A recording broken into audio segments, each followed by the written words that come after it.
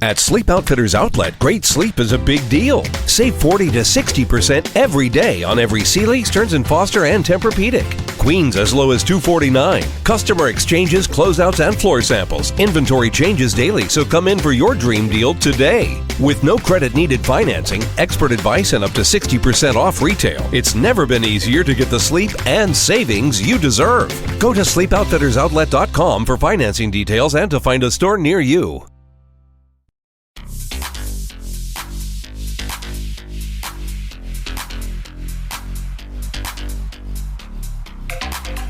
Hello and welcome to BB on Blast. Big Brother Canada 9. Ooh. Hi, I'm Lindsay. Hi, I'm Gaz. Is that enough echo for you, or do you want a bit more? I think the listeners want more echo. Someone said they liked the echo. I can't remember who it was. Dean Barney, maybe? Dean Barney's on my shit list, by the way. Oh, why? This is a good way to start the pod. Yeah, I've had a run-in today on Twitter. Have you seen it? Oh, no. A Big Brother run-in. Oh, you should have called for backup. Oh, hold on. Was this the one I got involved with and got told off about? No, this is a different one on the Blast account where someone said they... Oh, yeah, there's a couple of things on Twitter, actually, this week to talk about. Guys, why even starting all this beef on Twitter? I didn't really start beef on Twitter. Someone dragged me into the beef. Right. So basically, yesterday, I mean, obviously we're going to talk more later about Nikki and everything and how we're feeling, I'm sure. But I think the loss of Nikki got me obviously looking back at her time in Big Brother and looking back at old clips. And it's got me thinking a lot about Big Brother UK and about old BB UK and how Big Brother changed over the years. One of the clips that I've been watching since the news of Nikki's death came out is when she went up against Helen Wood in Time Bomb, and someone said, like, remember when Nikki absolutely took down this bully or bitch or whatever it was? I can't remember. Some weird term to describe Helen wasn't positive. Can't remember what it was. Dog? It wasn't that, but Cunt? You could go on. And I was thinking about how, you know, that's such a blot on the landscape of BBUK the year when she won. I was just thinking, a blot on the landscape. I feel so sad about that. There's been a lot of those over the years. Fucking hell. Yeah, I know. Pass to the final, isn't it? Well, yeah. So I was thinking, blame Pauline for that. I was just So it's basically summing up everything that's been said on Twitter. So basically, I was thinking about, that's really sad that happened to my favorite show, and I was just thinking about this and thinking how innocent winners used to be, and I was thinking back to Brian Dowling. I was thinking of a tweet. I need to summarize this in a tweet. So I came up with a tweet that said, "Science will never fully explain." Not that science. You get me? Do you get me? Science will never fully explain what enabled BBUK winners to go from this, with a picture of Brian Dowling in the diary room in BB2, to this, with a picture of Helen in the diary room. I didn't tag Brian. I didn't tag Helen. There was no tagging of anyone, just the hashtag. But somebody, obviously a Helen fan, copied Helen in and went, I'm excited to hear how this story ends now. Actually, that'd be good. Refer to the actual tweets and give you the verbatim messages. So did it end up with you getting called a pigeon-chested twat? I mean, not far off. I truly hope so. You did say you need a haircut, Gaz. I know she does some good ones. Yeah, I should ask her while she's in my mentions. Oh, where is the person that called her a legend? Somebody basically... She is not a legend. Well, no, but she did go back under the guise of being a legend, didn't she? According to Channel 5's Big Brother. Do you know, my mentions, there's been so much today going on, more than ever, that I can't even find the tweet. Anyway, long and short of this is, I'll scroll down my mentions, see if I can find it, is that, here you go. Someone called Brett, whose handle I can't... Hold on, wasn't that Brett person the other person having a go at us? No, they're called Kyle or something. Right. Retweets my tweet and says one of my fave housemates of all time is at Helen_Wood86. Imagine how What a boring glass. her season would have been without her! Exclamation mark! Exclamation mark! Exclamation mark! Hold on, weren't Mark O'Neill in that season? No, that's the return. Power Oh trip. We're yeah. talking. Yeah. Hold on. Who else is in Helen's season? Oh, Creepy Chris. Darley. Christopher. Oh, Slugsworth. Yeah. Yeah. Oh, absolutely Ash. fantastic. Absolutely Yeah. fantastic. Admittedly, he just had that, and that was it. Marvin, is Marlon. it called Marlon? Marlon. Marlon, I think.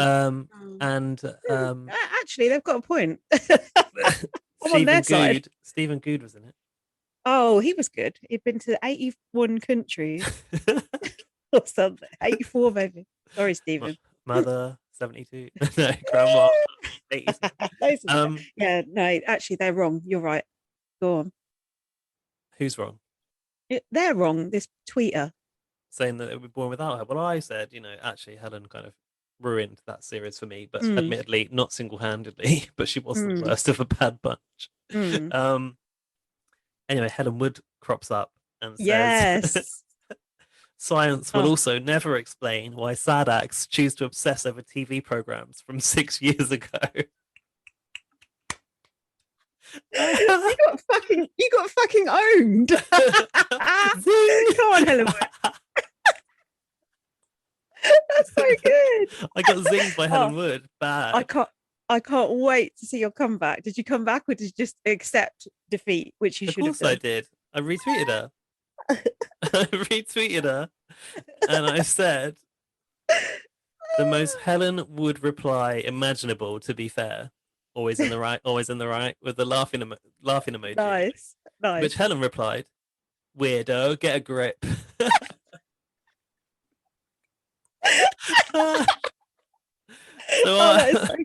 Did you admit defeat then? No. I went, okay, Helen, thanks for your advice.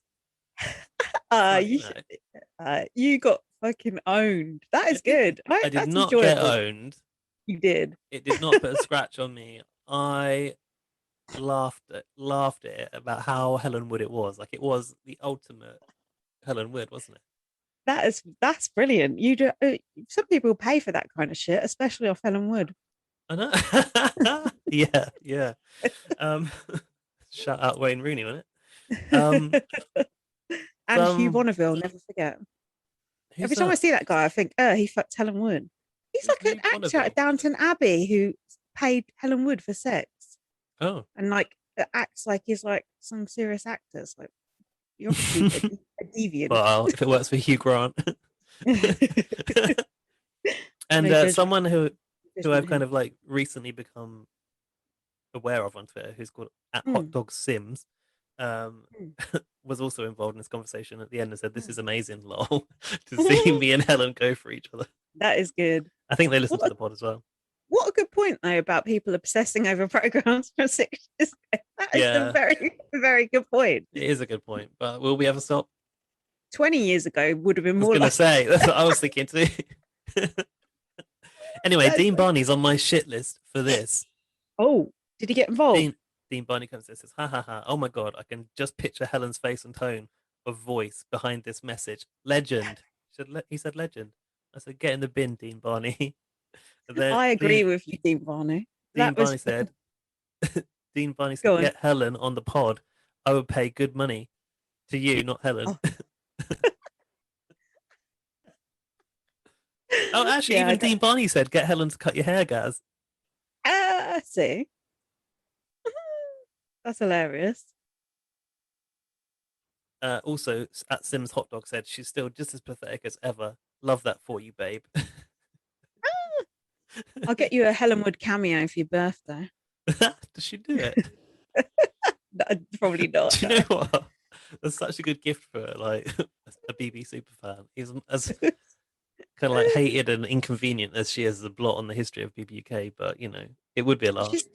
She's not the worst blot. I mean, to me, people like Charlotte Crosby and Scotty T are the lowest of the low. At least Helen Wood was sort of like a real person. These fucking Geordie reality show people, that's when Big Brother was in the gutter, as far as I'm concerned. You've got a I point, but I guess. feel like it all started there, and that was when the floodgates opened. Helen Wood opened the floodgates. She did. Like Nigel Farage warned. Anyway, some of the suggestions about like what did enable this to happen in BBUK were obviously Pauline, and I Mm. said, and obviously the pass to the final, like you said, and I said, yeah, but pass to the final or not, she was still voted by the public to be there. To which And they had Lorcan to said, Lorcan said what? it was all part of Jazzy P's plan. And they had to release the voting figures because no one could have fucking believed it. She'd won by a fucking landslide. I'm Poor so Ashley confused. didn't get a look in. But she is also very popular. If you look at like her following and the strength of feeling about her, she's really quite a popular housemate Who from Channel is? 5. Ashley. Oh, okay. Quite boring, really. Wait. Yeah, female Ashley, right? Not Ash. Yeah. Oh no, obviously not. I mean, he was entertaining. Oh yeah, and also I didn't realize this guy was called Jack. Someone who I follow on Twitter, which is called at Die Penis De Milo, said, I'm just gonna go on a limb and blame the Daily Mail. What? For the enabling someone like Helen to win BBUK. Fair enough. Yeah, and then the other Twitter drama we had was the person who I saw tweeting about their dream BB Can All Stars lineup, and I said there was like the usual suspects who you probably expect, like Iker and Neda and Karen, and I was like, no, Ollie, Andrew Gordon, Kenny who? Rain. I'm just being What was the first one you Maddie. said? Arlie. Who's Arlie? I don't remember that. Oh, he was this little megalomaniac, sub Jordan Parha little freak. Didn't he have like a really kind of like guttural voice? Yeah, he's got a horrible accent. He was like in the kitchen. He went, "I'm winning this game," and then he got evicted the next week. Bye. Carry on. Bye. I could tell this is going to be a messy one. And I said, no, Min Lee. And this person responded and went, oh, well, no, because Min Lee is problematic because she's an anti-masker and she has problematic views. And I went, well, I'm reading between the lines. I'm seeing good TV. Yeah. to which they said, oh, so what is it about morals? Something about morals. Oh, you don't have to. I don't know. Something about. So overlook the morals for good TV. Yeah, you'll just overlook the morals for good TV. Damn fucking right we will. Yeah, damn right we will. Helen Wood. I didn't want to watch fucking moral TV. If I did, I'd watch the fucking religious channel. Fuck off. And that person was they were being so petty, and then they were just like, oh, don't put words in my mouth. And I was just like, I didn't even start this argument. Gaz started it on BB on Blast, and then I decided to get involved. And then you like my tweets. It was like I was liking my own tweet. Yeah, I thought that as well. I thought I should have done it myself, not as the brand account. You could have done it as you. Yeah. Poor social media strategy from the digital person. I just think anyone, but I do worry we're becoming like, part of the problem, because I just think anyone who says like problematic, I just think, oh, whatever. I just think, I mean, you can't even say, no, you can't even say like bitch, or you can't like, we can't have a go at Beth for like jumping between two guys. We're just joking. We don't really. You can't put a poll out to find out who is the worst person in the world. Oh, another one. God, and someone said it was me. You must have liked that. You must have enjoyed that. They backtracked though. I was like, yeah, they backtracked and said, "Oh, sorry, I think I took it too seriously." I'm like, "Yeah, you did." Oh, you said it's you went. We're having a laugh. An L-U, an L-A-U-G-H. It's called a laugh. Yeah, just kidding. But then I worry, like, oh my God, are we like, Jim Davidson, just like, oh, just kidding. You gotta be careful. It's there is like comedy in essence kind of has to sometimes be shocking and be offensive, but then it's like 10 years later down the line, it's actually not appropriate. So no. Today it's not appropriate. In 10 years down the line. But I think James Corden and Robbie Williams can handle it, don't you? I think, yeah, I think so. Wealthy enough and And have as cushy for enough lives. Gemma Collins and Stephen Mulhern, well, fingers crossed it'll tip them over the edge. I'm just kidding. Oh, Oh no, go shut down the podcast. wow. I'm joking. Of course, I don't want that. It's your fault for Um, starting this conversation. well, you have to start on a high because it's only going down from here, isn't it? Oh God. I bought a whole bottle of wine as well to have on my own. And that makes for a good pod usually. I'm at the moment drinking a cup of tea. I need Oh to come on, get get a a drink. drink down No, you. but the reason was I was feeling a bit hungry, so I needed to have like a banana and a cup of tea to get me through. Oh God. Honestly, listeners, I every week I'm hungry. I've got to eat something. These people who just like I've got to have dinner. I've got to eat something. Those people, there are very specific kind of people like these people who are fucking late all the time. Just saying, and it's just like everything just revolves around. You got to get food. Got to eat something. It's like becomes everyone's problem. It's like it's not bothering me. I've eaten. This is the voice of someone who doesn't eat real food. Rude. I had sausage and chips tonight. This is the thing. Sometimes I think, oh God, Lindsay must think I'm crazy because do you remember when we recorded last Sunday? Actually, was it last Sunday? Easter? No, the one before. Mm, And I was doing a yeah. roast dinner, and then you were like, "Enjoy your Mm, roast," and then you were like, sent me a picture of your food, which was a takeaway, mm. and it had long Oh, arrived, that's nice. and I was still Mm, cooking, and then like mm, hours later, my meal was like finally done. I just thought you must think. I remember you bought the bits for a Christmas dinner for Jack mm, in the context of like it's put it in the oven because it's from M&S, right? And you went, "Ah, I made a mm. roast dinner. It was easy." You fucking But snob. What a that is the fucking difference between it little takes so snob. long to make What it a from snob. scratch. Oh, my food took longer to cook than yours. So what? It took the same amount of time to fucking eat, you absolute snob. You can look down on me I'm about glad you food said as eat and nothing else. I've been I called don't look everything. down. Food chav. I'm used to it. Um, I've got an issue. You're taking the yeah, piss. I know. And in light of everything that's gone on, I shouldn't even be going there. No, but what I was Yeah, saying, what I'm I was thinking fine. was, you must think, God, this is crazy how long it takes guys to make a meal No, I when it's don't like think that. I cooking a don't. leg of I, lamb no, from scratch. I don't think that at all. Oh, I all think good luck to you. I've got better things to do, like right. play Crash Team Racing and drink vodka. Do you want to Now get a what? drink? Oh, yeah. Hang on. I was going to say the reason I was coming on late and I was going to tell you on the pod was because my Oh nan yeah, called no, me. tell me. Yeah, let's do this. Yeah, and I'm just going to tell you on the pod because I think it's quite amusing. So, for listeners who don't know, my nan's currently in a care home, and she's had her arm in a cast because she fell over and broke her wrist, and she's finally got the cast off. You fell And she's over. Yeah. yeah, it's fine. Oh dear. So she's now in the home, but she's like getting physio to try and move her hand again. But it's been in a cast for ages, so it's kind of stuck in it. She said it's stuck in like a thumbs up position. So she said it looks like I like everything. She said Better than unless that. yeah, no, I said, oh, did I say it looks like you like everything? She said, yeah, but I can always turn it upside down. Mm. That's good. I like it. And then today, so I missed the call yesterday, and she calls me again today, and just before I was about to get ready for the pod, I was like, oh Mm. God, this is gonna hold me back, but also I Mm. can't not talk to my nanny after missing her call yesterday. No, She of course goes, not. she goes, answers the phone. I answer the phone. She goes, "How are you? I just wanted to tell you what I've been doing." Didn't stop to listen to what I've been doing. She said, "I've been snail racing." I said, "I'm The sorry." fuck. She said, "The nurse came in today. She said, 'How are you, Margaret?' She said, 'I'm so bored.' She said, 'Okay, She goes, 'I'm gonna go get a wheelchair and take you racing.'" And to which my nan said, "What, wheelchair racing?" Mm.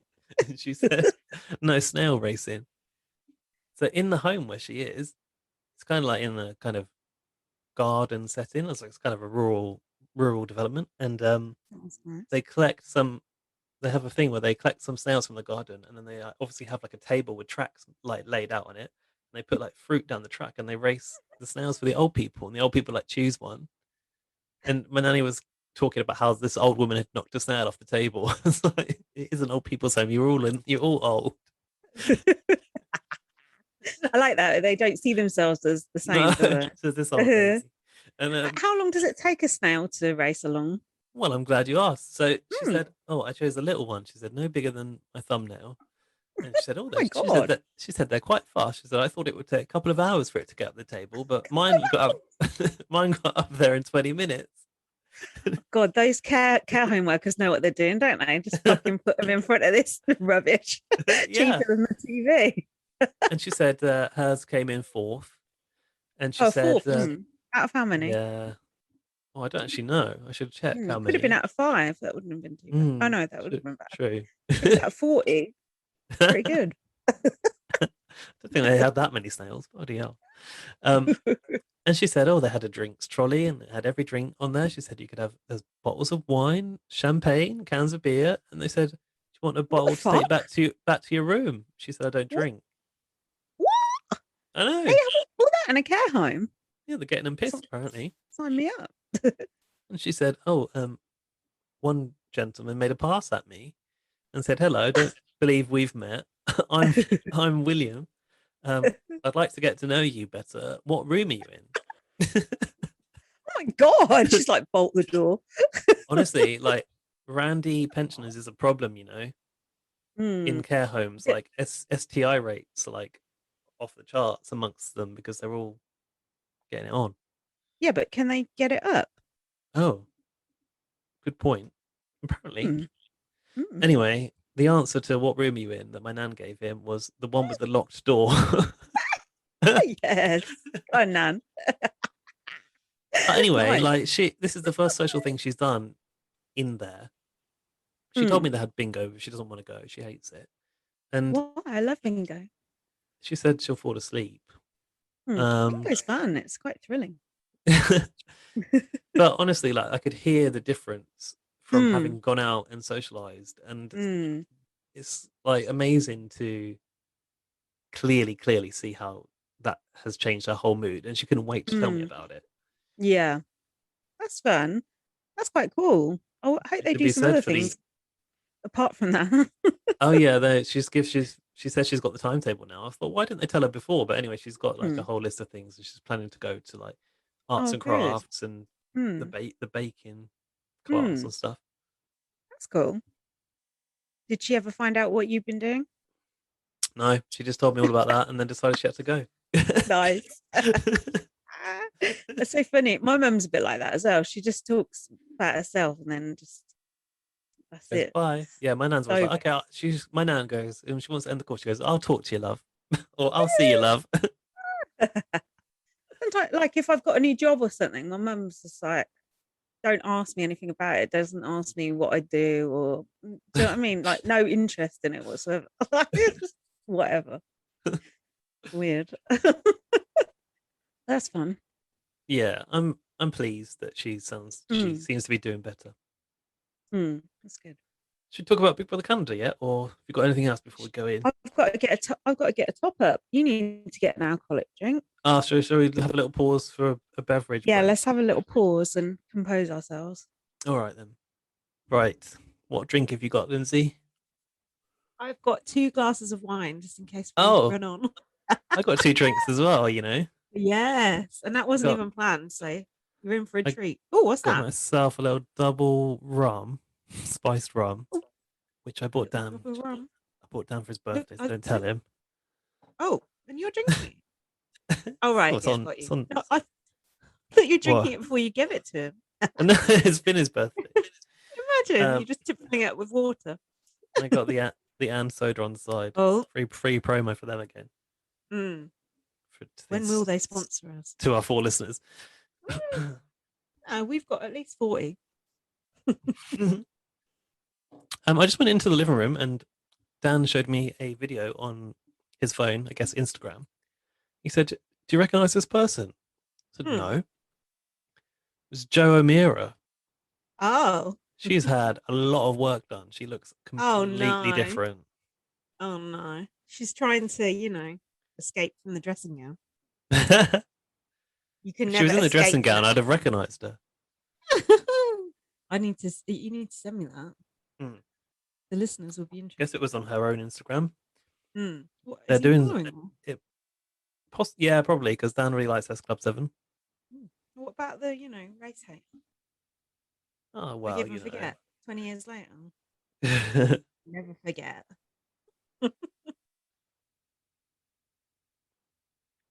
I'm looking for Joe Amira. Audio listeners, Gaz is looking at his phone. Right, I'm going to start this. I've got it. Do you want to see her? Oh. I can't see it so very well, bad but with the light. Looks more like Suzanne Shaw than Joe Amira. Oh God, has she gone back in time? Does she look good or not? I can't quite tell. Step back in time. She looks better than she did, but she looks entirely different. She looks a little bit like Jessica Alves. Washing machine. She should try changing her name as well. Under attitude. She's probably perfectly nice now, but now.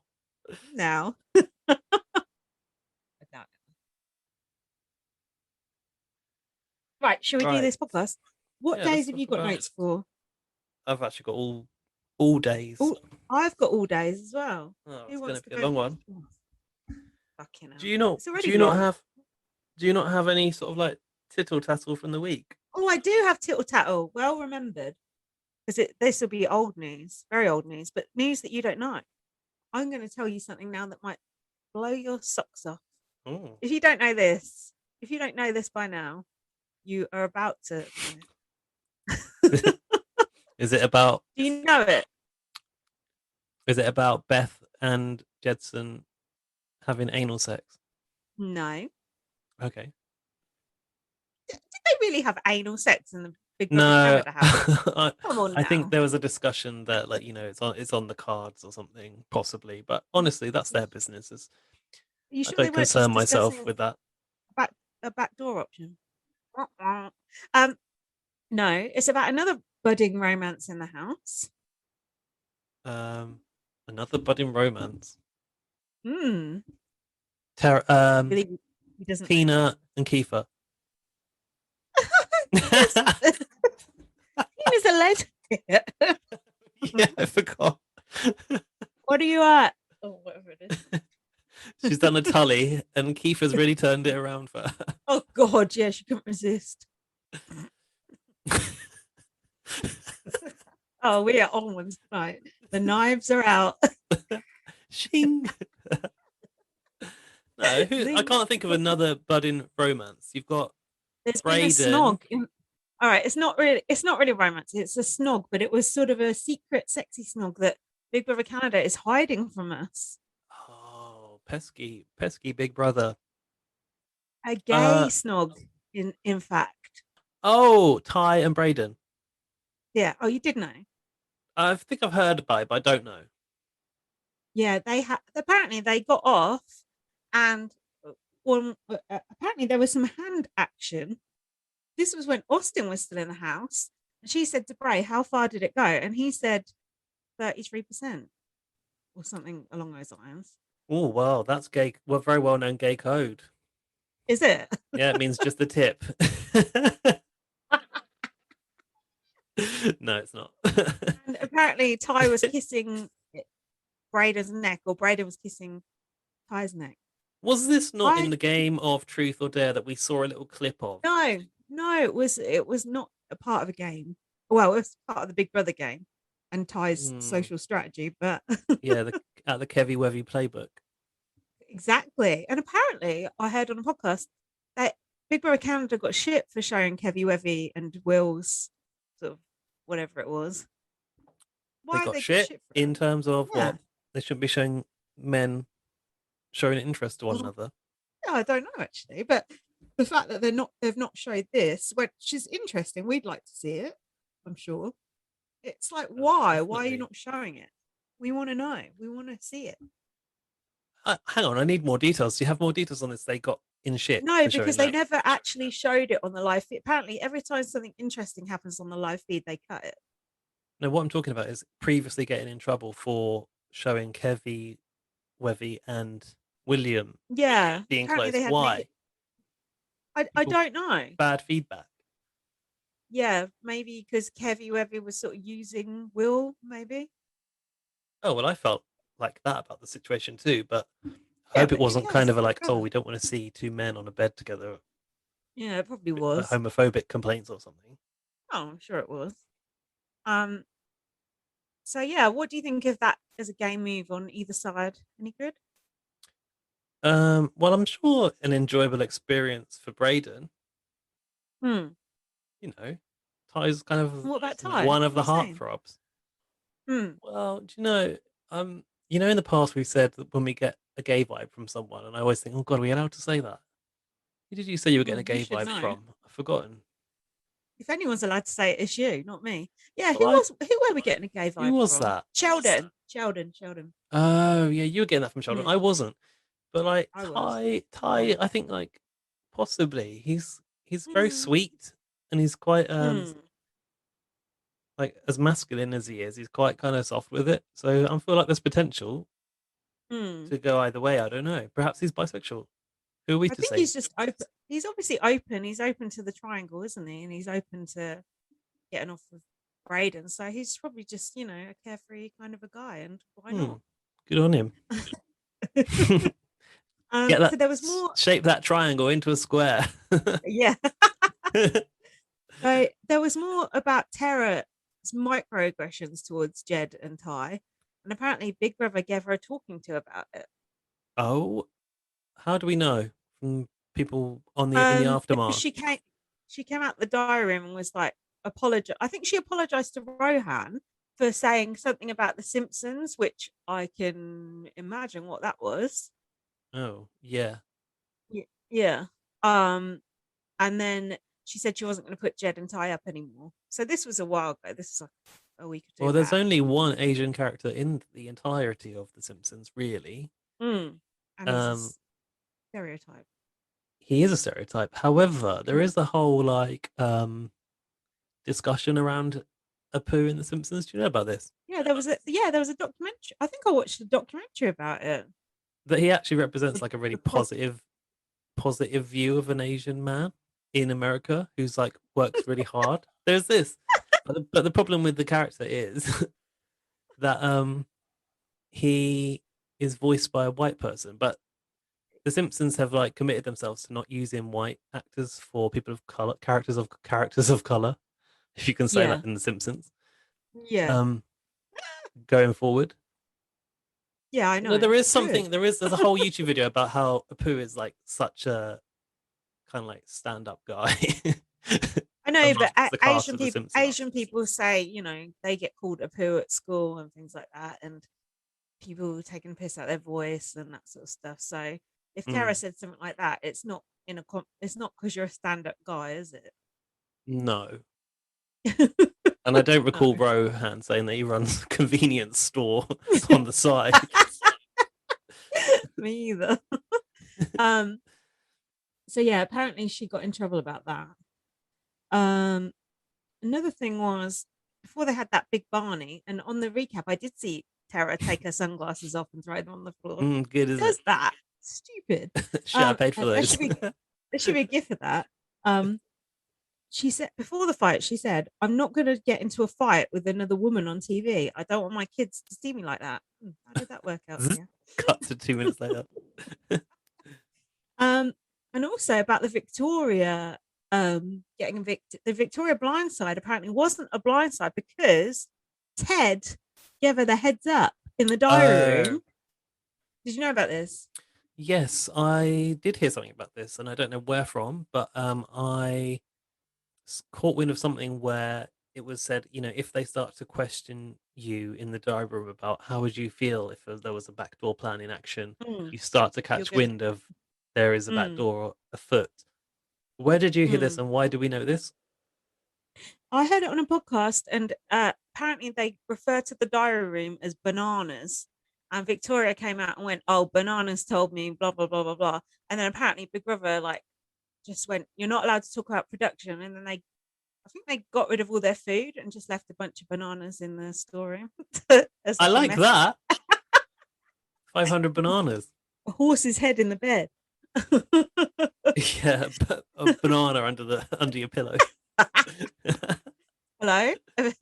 Holding the banana to the ear. Is Victoria going to get blindsided? But why would they want to ruin their own blindside? Because they wanted to save Victoria, I guess.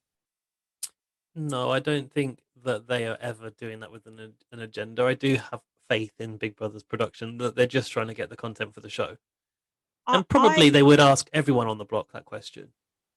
I can see how it could happen, because when Kiefer was setting himself up for a fall earlier in the week and he kept going, oh, there's no way I'm gonna go home. And Victoria, they were like being so heavy-handed with it. Like normally they never used to do that, but now I feel like they're so heavy-handed with it that if they were doing that in the diary room as well, then it's not hard to get the red string out, put 2 and 2 together and make bananas. If they were being like, overly confident in the diary room, they'd get the impression from Big Brother that they shouldn't be. But I'm saying Big Brother just hinting too much about things and sort of spoiling the surprise. Like the way Keith was going on, it's like, oh, obviously he's going to go home, even though he didn't actually go home in the end. I was convinced. I mean, we have the title ready. Don't say it. Yeah. I linked it earlier. Oh, did you? Yeah. Oh, yeah. Yeah, but no. No. So that was quite interesting, I thought. Do you know what? What I want to say about that before we move on, sorry, is that Tim Dormer has a podcast, and I don't know if you ever listened to it. I definitely sent it. I did listen to a few episodes, yeah. And it's mostly about reality TV and people's experience and stuff. And in that, he does talk about his experience in Big Brother Canada and how the diary room is really different. So for a housemate from UK and Australia, whenever you're in the diary room, producer will never ever talk to you outside of the character of Big Brother. But in Canada, they obviously do, and they're more aware of the fact they're making a show, because they have to commentate on the competitions and stuff, which we don't do, and neither does Australia. Well, kind of do now, but it's just interesting if you listen to the episode of Tim's podcast to hear how these housemates who are used to Big Brother being like that had to adjust to the diary room being somewhere where you actually make TV and talk to a producer, instead of just being somewhere where you go to talk to Big Brother and get stuff off your chest and nominate. Yeah, I wonder what Nikki made of that. Not much, well, judging by her diary rooms that she did. She was just doing her usual diary room antics, wasn't she? Yeah, I think Nikki treated the diary room exactly like she always had done. And it was a place to complain to Big Brother when she wasn't happy, and a place to cry and be upset when she needed to let that out. Yeah, vent. We'll talk about Nikki when we talk about the Canada tribute. So the final thing was that, did you know there was some concern about Ontario, where Big Brother Canada is filmed, going back into a lockdown and Big Brother being cancelled? I did not. Oh God, imagine if it happened again.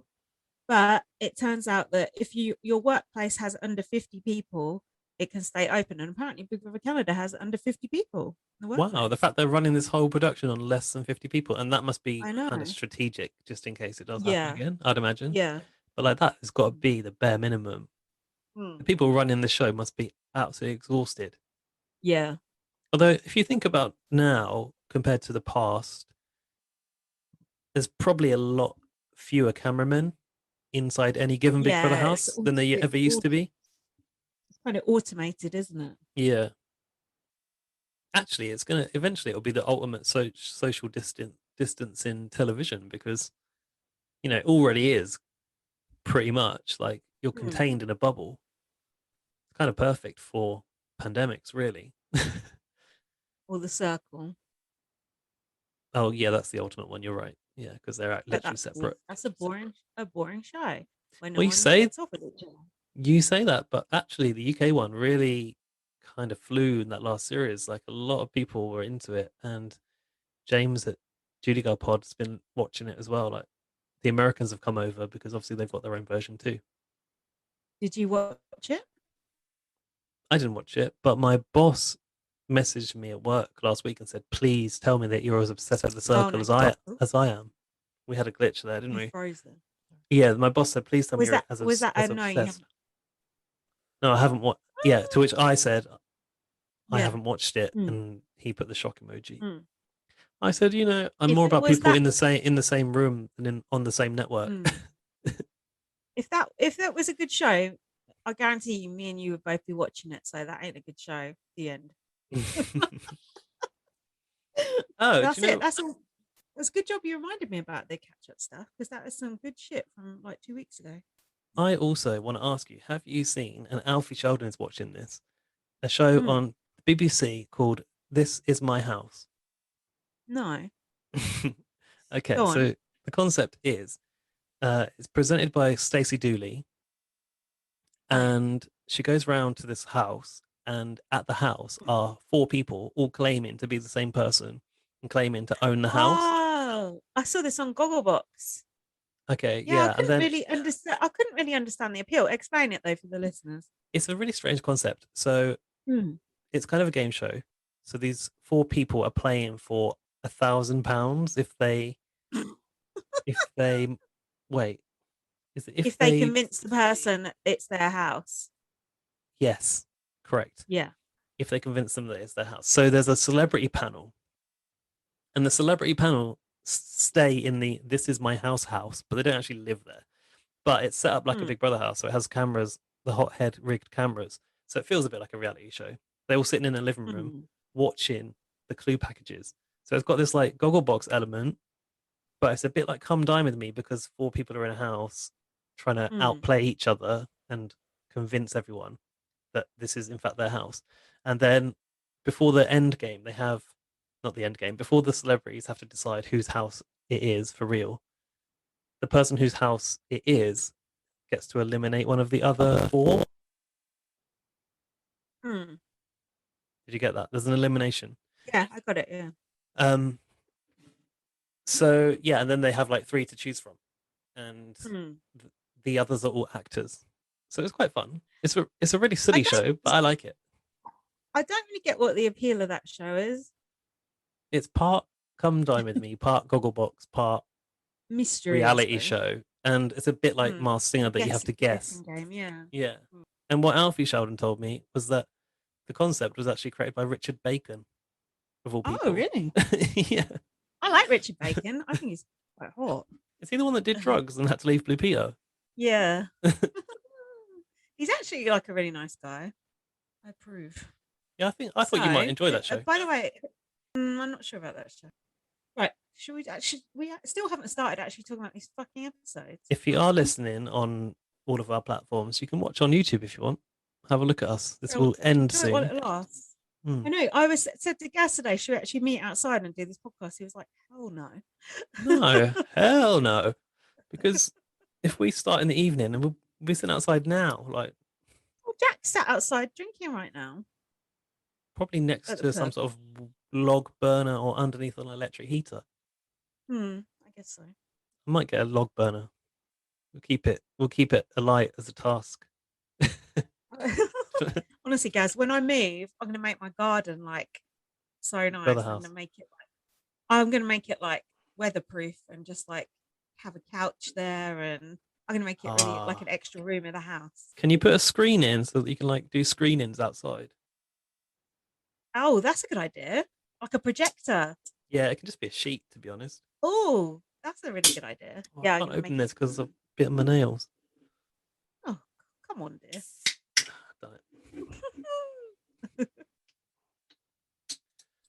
I think I was supposed to be responsible for the nominations episode, so I made in-depth notes. Okay, go on then. You talk us through it. I also made in-depth notes. Well, I'm trying to pour a drink first. Oh, okay. Well, this was the episode that started with the Nikki tribute. Okay.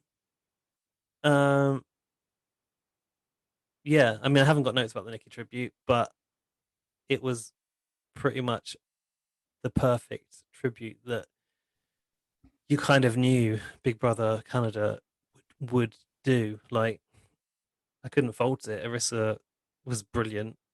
Everything she said was spot on, and the images were like so good. It was like even the wedding to Joel with Marsha was in there. I loved seeing that, and Nikki with the puppies, which a lot of a lot of BB Can fans, I realize that's a standout moment for them when the puppies, the bulldog puppy came in. I watched it before I'd seen the show because Alfie put it on Twitter, so I'd already seen it. Mm, mm. You were a little bit concerned about whether you could take watching it, weren't you? And I said I thought you could. How did it go down? Yeah, because it was. Um, I I feel grateful for Big Brother Canada for actually doing that, because Hmm. considering the way British TV has treated Nikki's death, which is appalling as far as I'm concerned, Big Brother Canada could have literally just put a black card up saying in In memory of memory Nikki of, Graham, and not done anything, and not had Arissa sat there, not had any of the clips or anything. So for Arissa to sit there and be sort of informal and be very very sincere in what she was saying, and for them to take the time to put the clips together, and I just felt like it was very thoughtful and very kind and fitting. Whereas I hmm, just feel like our media has, I mean, the fact of Nikki being such a big character anyway is a massive thing, and but also the fact of what she fucking died of, that's something you could actually help with. So why don't you yeah, fucking get someone on from a charity, get someone on from who, get a survivor on who's actually lived through this and is okay now. If I there must be people who have conquered it, as yeah, difficult as it is. Give people a bit of hope. The fact that it was just glossed over and especially in the shadow of this Prince Philip stuff, it just really got on my last nerve, to be honest. yeah. I think I've been feeling the exact same way, but I've definitely not been watching as much TV lately because I knew that like most of the news coverage was Prince Philip, and I know that I'm Mm, kind of I've been waiting for something that is not going to come, and the next working day after the announcement, which came on Saturday, so on the Monday after last week, I guess it was last week, yeah, yeah. last Monday, I was listening to Radio One, and the news beat did have a mention of Nikki, and it had an actress, I think, speaking about eating disorders and the lack of focus on that issue. I think there was like, Mm, I think she talked about how, this news could be very triggering for a lot of people. And I think she'd mm, experienced eating disorders for herself. And that was the mm, first thing that I heard. And I was like, okay, well, there is something being discussed out there in the news. And I honestly mm, thought that I would be seeing more coverage from like this morning because 2 weeks prior, Nikki's mum was obviously on there, which you told me about, which I've now since watched because I hadn't watched it yet. mm, mm, Especially given that I think that show on the Monday was being presented by Alison Hammond, mm. ex Big And Brother Dermot. housemate, Dermot O'Leary, ex Mm, Big Brother presenter, and also in mm. part Josie, but Josie's kind of just the sort of competition person, isn't she? But Yeah. I really thought they would have done a call in and Yeah. had an expert on there, like maybe a health professional, a charity representative from definitely Beat I, over here or I, Mind, I still kind of think, are they planning it? planning something, maybe. They can't just let that just be got, especially after having her mum on. They can't just gloss over that, and also it's right at their street of mental health and all this. Be kind and all this. You know, it's a very important thing to talk about. So I don't see why when Jade died it was such a big thing, and Nikki dying is just like nothing. I Well, I don't do get have a it. theory on this actually. Hmm. Like, to us, this is as impactful as Jade dying, but to the Mm, wider public who literally watched Jade slowly die, because that's true. obviously Jade got married before she died, and that was all in the press. And she did a documentary that documented her death, basically, and the Hold press on, just covered carry on. and the press covered Jade's decline with cancer day in day out. So everyone was already kind of invested, like beyond Big Brother people. People were already kind of invested in what was happening with Jade and with Nikki. Although we knew the situation because the GoFundMe came out, and the This Morning audience obviously knew there was a problem because Nikki's mum went on and did the interview. Apart from that, people weren't really expecting this or weren't necessarily aware of it. And then, of course, it happened following Prince Philip's death, which was getting all of the coverage. So, did you hear all of this? Yeah, I heard it all, and you're exactly right. Like, I messaged my best friend because we. Oh, do I sound weird? Does that sound okay? No, perhaps slightly echoey, but I'm not sure. Put your Yeah, it echo on does a little sound bit. okay. Hold on. Oh, I'll put my echo on. That's why. Yeah, I messaged my best friend because obviously we used to love Big Brother back in the day. Oh yeah, I still do. Shout out Helen Wood. And she said she didn't even know Nikki was ill. So No, you're people right. didn't. Jade was really in the spotlight a lot more than Nikki was. And the other thing Because Nikki is didn't be in the spotlight because she the way couldn't she be. was. No, No. and I was gonna say the other thing is people aren't going out at the moment and buying the tabloids, and they're not buying the gossip mags, and I mean celebrity mags, which would talk about this stuff. So I just feel like a lot less people know. But then it's also strange because the other flip side is it feels like everyone we know is upset about it. Everyone Yeah. that we know on Twitter is upset about it, and people across the world are literally floored by this news because Nikki is known in obviously Canada now. Canada has an international audience in the US with Big Brother, and like the Big Brother audience is now so kind of like borderless that even June Song tweeted tributes to Nikki, and I wouldn't ever thought she would know about Nikki. I'm more surprised that you knew who June Song was. I actually listened to a podcast with June Song. Yeah, June Song is actually pretty cool. But a boring season of Big Brother though. But oh really? No, I thought it should have been good because she had a really good storyline. Well, background. Yeah. Anyway, beside the point. Yeah. I think I feel the same as you, and I think what I'm really surprised about is this morning. And my question is, well, my thought was like maybe the family are asking them not to cover it now. But no, because they would want help for other people. I'm 100% sure of that, wouldn't they? Yeah, I guess. I don't think so. I think because last week when we recorded our message about it, oh god, that's loud. I think we're both in a bit of a state of shock, weren't we? And I think as the night went on, the thing that got me was Pete's message, and just his raw grief was that was the thing that got me going.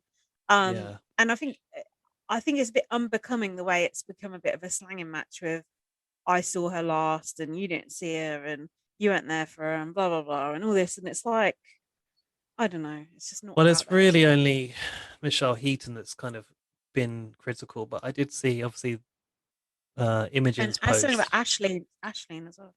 No, that was me actually. I assumed that Michelle Heaton might have been talking about Ashley, and I was just theorizing, but I think that actually it might be about Pete. But Imogen posted on her stories that people have been saying that Nikki was alone, and she was never alone, and that the friends had a rota to like check in with Nikki. And but her mum said she was alone. Well, terminal loneliness was the term that her mum used, wasn't it? No, the biggest shock for me actually, and I wish that I'd watched Nikki's mum's interview before, was that she said the gym's closing had such an impact because Nikki felt she could manage her like food intake with using the gym, and the gyms have been closed for the best part of the last year, and I feel I feel that, and people made an argument for mental health and gyms being open and leisure centers and everything else, and it was kind of poo-pooed by a lot of people as not kind of a valid argument. But I think in this case it's taken someone's life. Obviously the underlying condition is the ultimate culprit, but unless it was the conditions that we were under, that it wouldn't have got to this. I totally agree, and especially swimming pools like being shut into, because I've gone swimming 3 times this week, shout out. Wow. But the swimming pools being shut for I mean, it's very hard to pass COVID on in a swimming pool. And Mm, gyms as well strike me as being very, very clean and sanitized before you go on the equipment and stuff. So I don't get that either. I actually think with lockdown now in the UK, it's just total fucking overkill. I actually think it's just, and mm. I'm not a Minley, I'm not an anti-masker and everything. I just think it's just ridiculous. Just let's just fucking get back to living. Not that Yeah, many people are dying now, and we're young, so I want to live my life and do stuff, yeah. not be on a fucking computer all day. I understand it. I understand they had to take the measures and that lockdowns do work, but it's been so long now. And by the way, I've been dying to get back to the gym. Did I tell you that my gym isn't reopening? Oh, I how know. come? Well, I think Gone because bust. I think probably because I think the brand operates like as franchises, and I think the franchise has folded. So they said, "Oh, it's opening soon under new management." I'm thinking, have you even managed to Mm, find that yet? Like, when's that going to happen? mm, So yeah, haven't mm. been able to go back to mine yet. Oh, you could have joined a new gym. So, is there Anyway, we're anything else talking you wanted about to say Nikki. yeah, is there anything else you wanted Um, to say about Nikki? yes, there is. I think a lot of people will be feeling will have been feeling in a similar way, and there was something in the tribute that Arissa said, which was basically like, even if you only knew Nikki through a TV screen, like she touched the lives of millions, even if only through a TV screen. And I Mm, thought, that made me feel like validated in my grief by Arissa. Do you know what I mean? Like mm, for yeah, viewers, it was strange. It's strange to grieve for somebody who you've never met. Um, I it's an don't odd think so.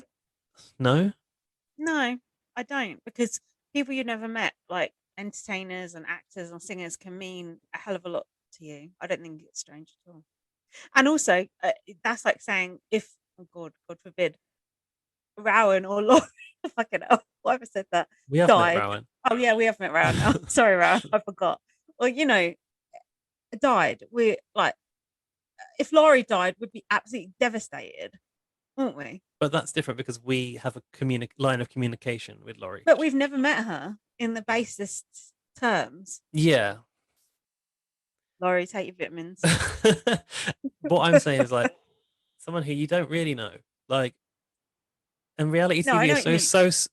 like obviously people do, like you say, get invested in people like musicians, for example.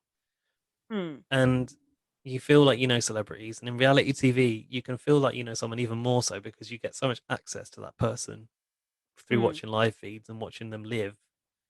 Hmm. That's Um, true. so Yeah, they become like a friend who doesn't know they're your friend. Hold on, that's a stalker, I think.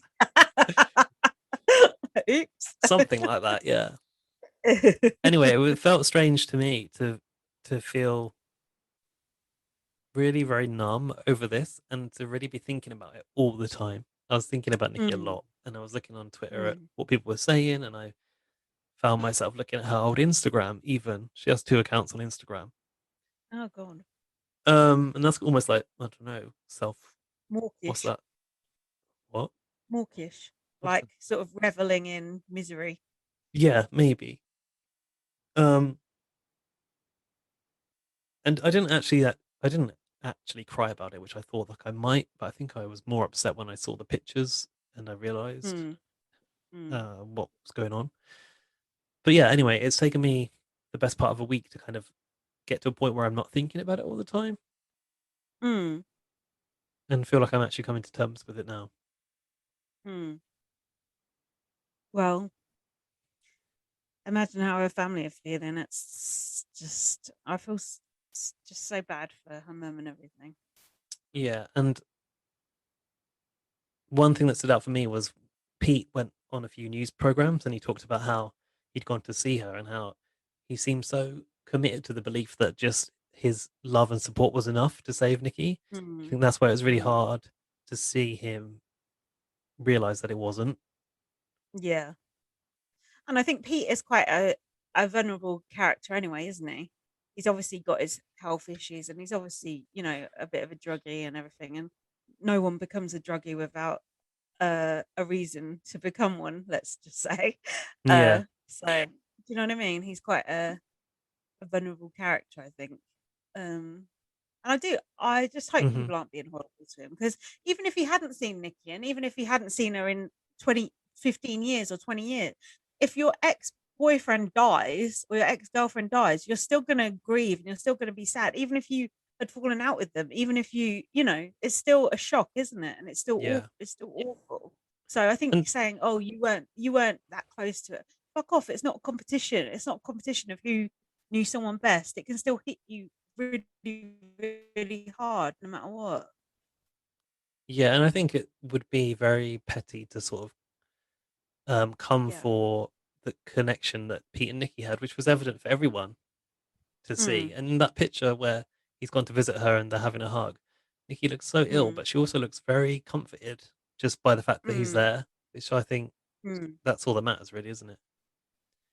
And you know what Nikki was like with Pete, and you know what Nikki was like with Tim as well.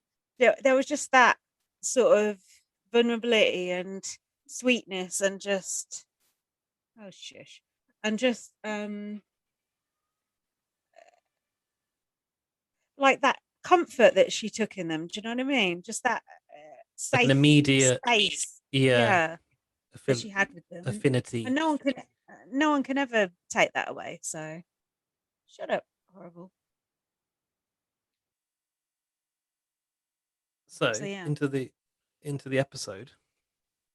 Oh, one last thing about Nikki. Yeah, Arissa said Nikki was an absolute original, which I thought was a great way of putting it.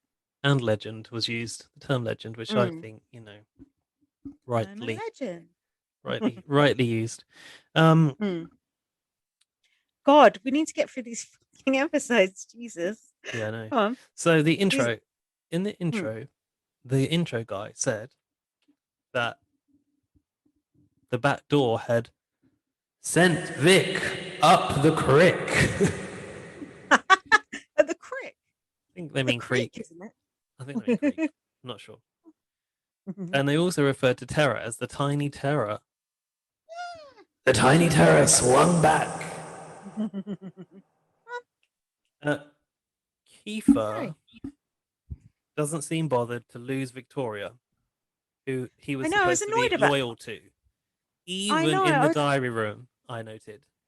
Yeah, I was annoyed about that. And ironically, the same thing that happened to Victoria almost happened to Kiefer. And I thought he should have, learned his lesson from what just happened to Victoria. It made me question: was Kiefer really invested in that with Victoria? Was that all play? No, I think he Because it was seemed playing her. it was he was playing her. I think so. Why would they not have let the audience in on that? Mm, too busy bigging himself up in the bathroom mirrors. um, I've got like observational notes. It's strange that even in the BB house they use a stovetop kettle.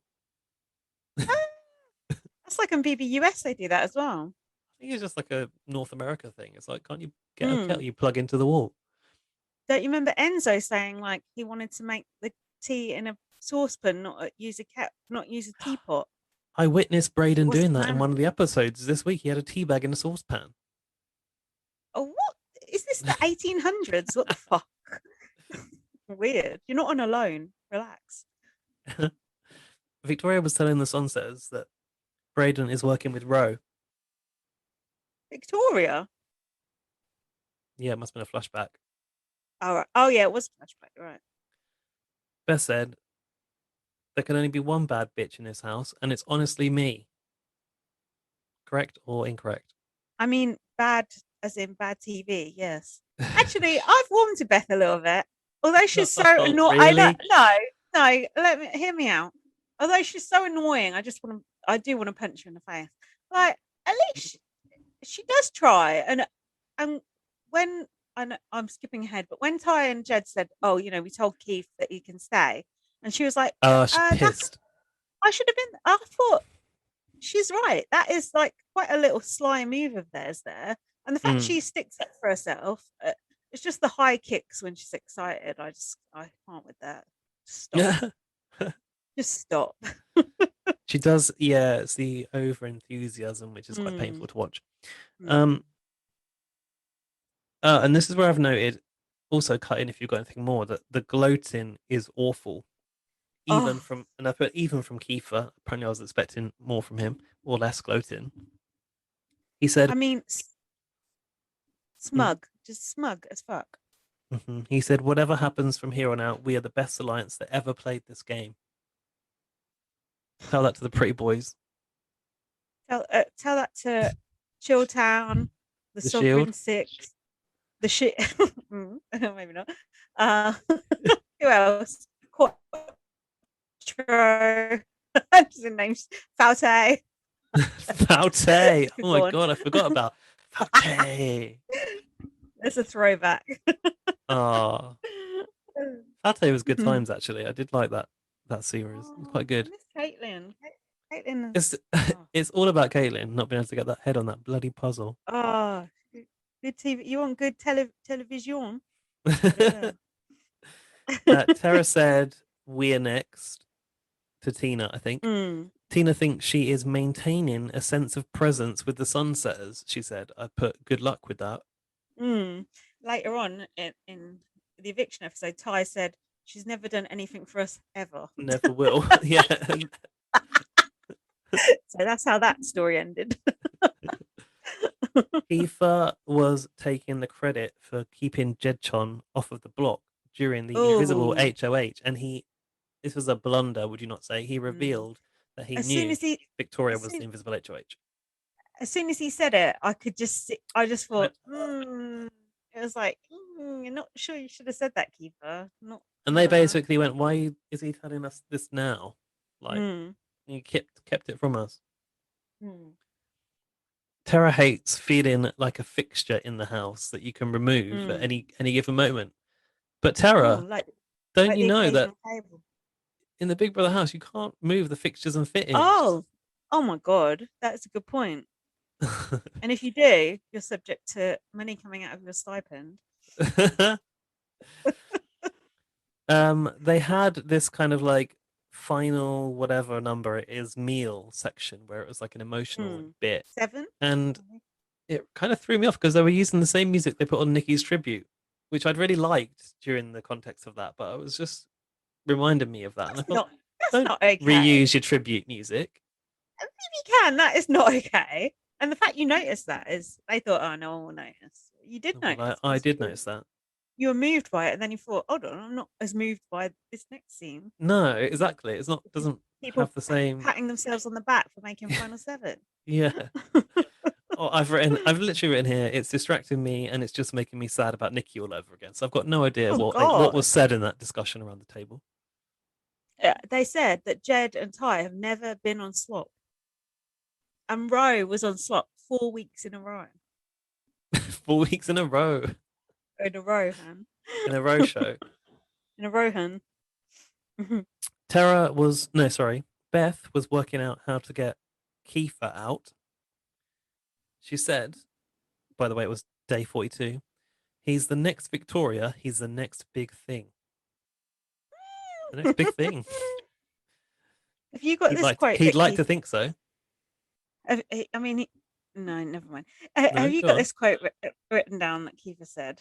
No, Imagine actually saying this with a straight face. Okay, you ready? Mm-hmm. I've been raised by a community, and now they're really getting to see the fruits of their labor. Imagine fucking saying that. It's just An entire culture and civilization was leading to this.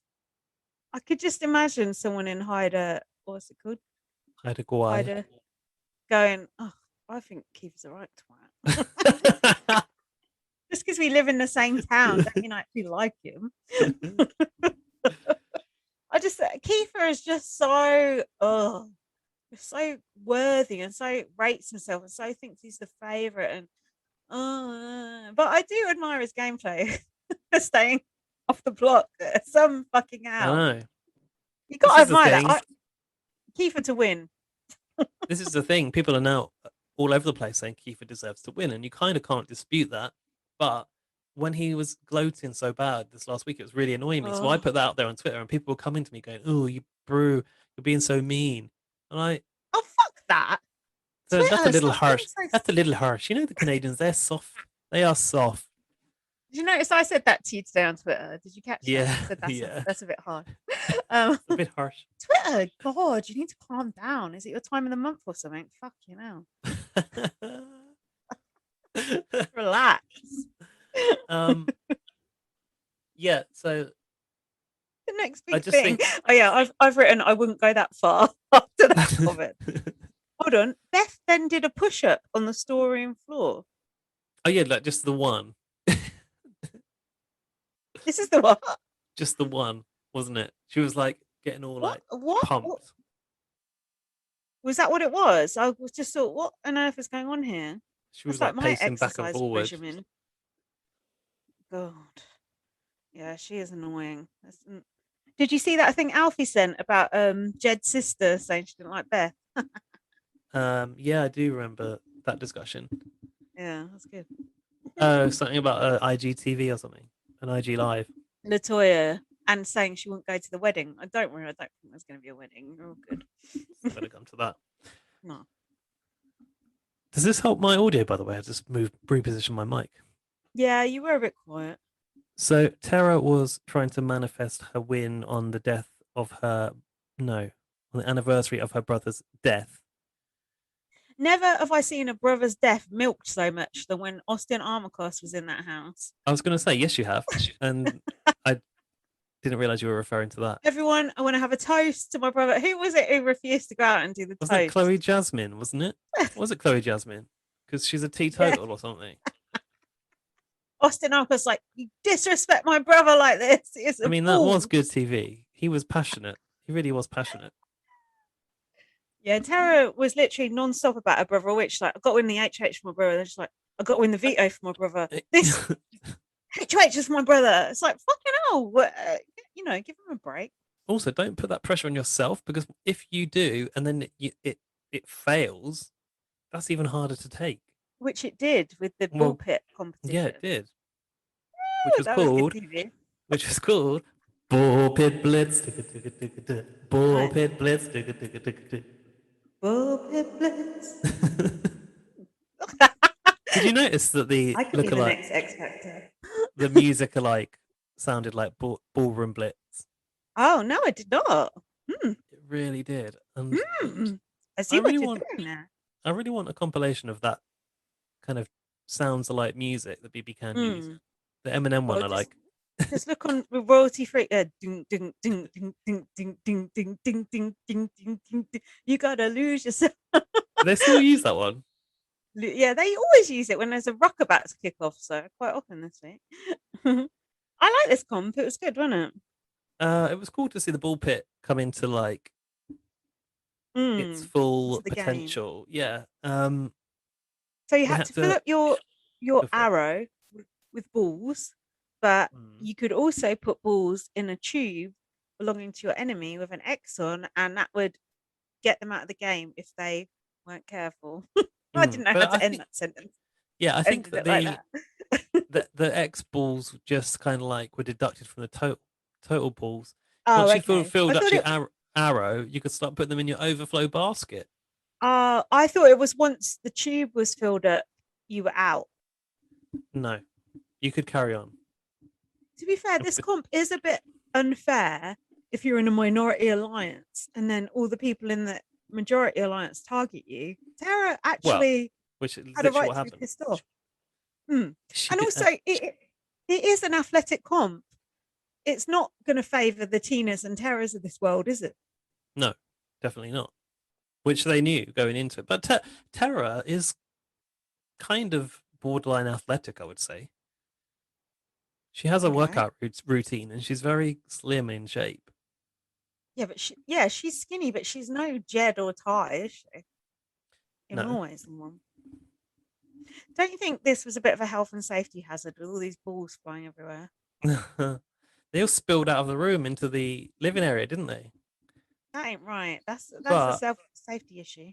You know, those balls, they're not very hard. If you do step on them, they just squidge.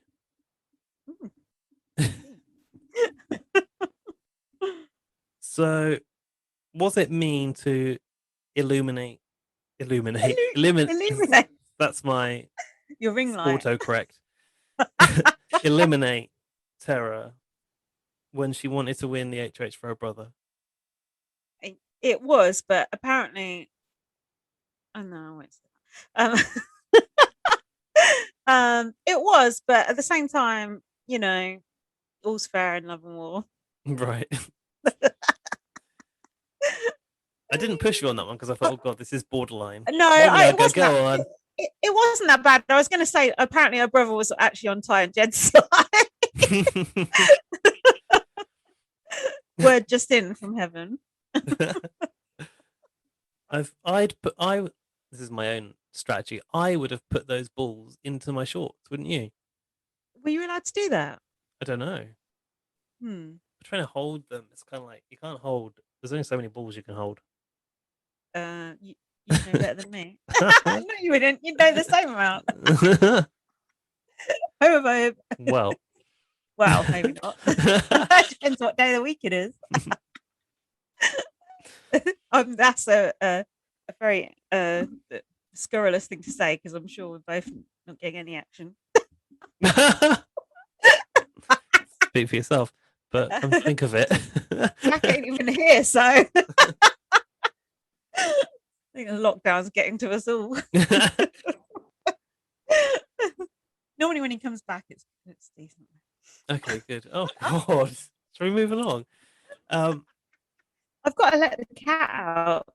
Can you carry on talking or should you have to pause?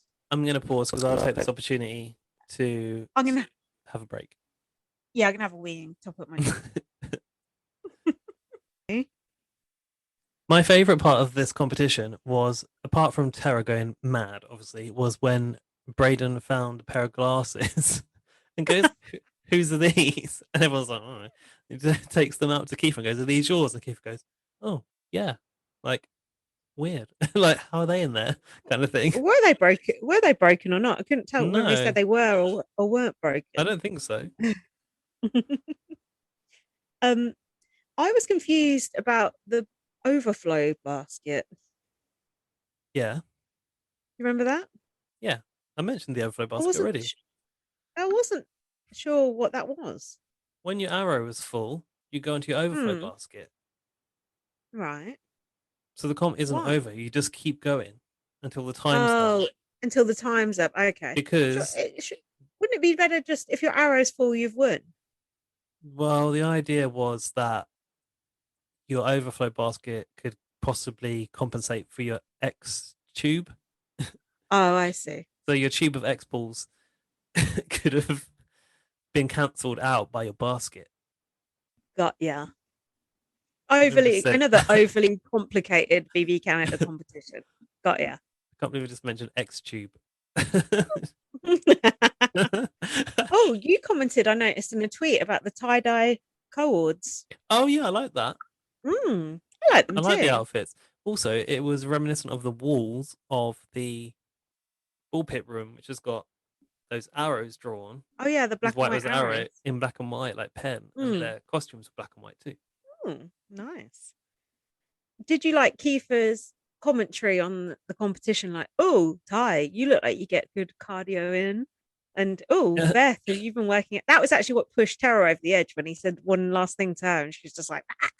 Oh really? I didn't notice that. Yeah. What have you got anything that she was saying? All I've got is like she said, wow, it's a joke, put my ass on the block, and she was calling them a bunch of cowards. She said, don't call me a coward. That was so funny. She said, it's pretty hard when it's 5 against 1, cowards. And then she went, whoever Jed is sitting next to has got my vote. Did she say that? I think she said that. No, I actually think she was saying that Jedson had a vote. I think she was saying. That's what I took from it. I'm not sure. Yeah. Yeah, no, that's what I said. Oh, okay. Yeah. Whoever he's sitting next to, Jedson has her vote. Sorry, I thought you meant whoever sits next to Jedson has a vote. Yeah, I'm not sure I have that right. Anyway, regardless, Tara said, put my ass on the block. And when she said coward, and when Kiefer said that, don't call me a coward. It's like, bitch, you're not even playing. What the fuck? Plus, she's not talking to you. Yeah. Yeah. Like he was like defensive on behalf of the boys, which is quite hilarious considering what they did to him next. He's Did you see the basically anger on his face? the definition of scene stealer. Like he's like, oh, I'm gonna pick up this one. Don't call me that. Oh, he was fuming, and he went, "Oh, I'm the only one out here. I'm the only one who you're talking to." She went, "I'll say it when they come out." But when they come out, she didn't say as much, I thought, as what she said. Did you think? It wasn't as intense. Yeah, she calmed down. She said, "We didn't stand a chance, Tina. We never stood a chance." Oh yeah. When Kiefer said, "Don't call me a coward," she went, "Are you playing this game?" She did actually say, you guys, you can't win as a team, right? And then Kiefer went, "I'm going to win this game." He was furious. He was like, "I'm going to win this game." And she went, "No." What did she say? "Not sitting next to him, you won't." And he went, "Yes, I will." Yes, I will. I'm glad Kiefer's still there now. It's like, yes, I will. I'm glad Tara's still there. You didn't think Tara was good TV. I told you that girl was good TV. The difference is, Gaz, you said you liked her. Good TV and liking someone, as our friend on Twitter said earlier, are two different things. So you like her. What you like her as a person? You want to hang out with her? Wait a minute, Tara Stan over here. Stop. Carry on. Dig your grave. If I want to hang out with, it doesn't mean I want to hang out with her. But like, I can like her in the show because she's like good television. Good television. Television. On a scale of Helen Wood to Brian Dowling, where would you put Tara? Around about a Chloe Wilburn. I can't even remember who that was. I remember the name. Is it that woman who got kidnapped? Not a tear was shed. Oh, her. No, I like Tara better than her. No, I do as well. I do too. I'm just trying to think of a sort of niche Big Brother UK housemate between them. That's a good one off the top of your head. I mean, I don't think I want Tara to come back necessarily. She's no Caitlin, but amongst these, I think you'd be all right. amongst this cast, she's providing a little bit of friction, which is needed.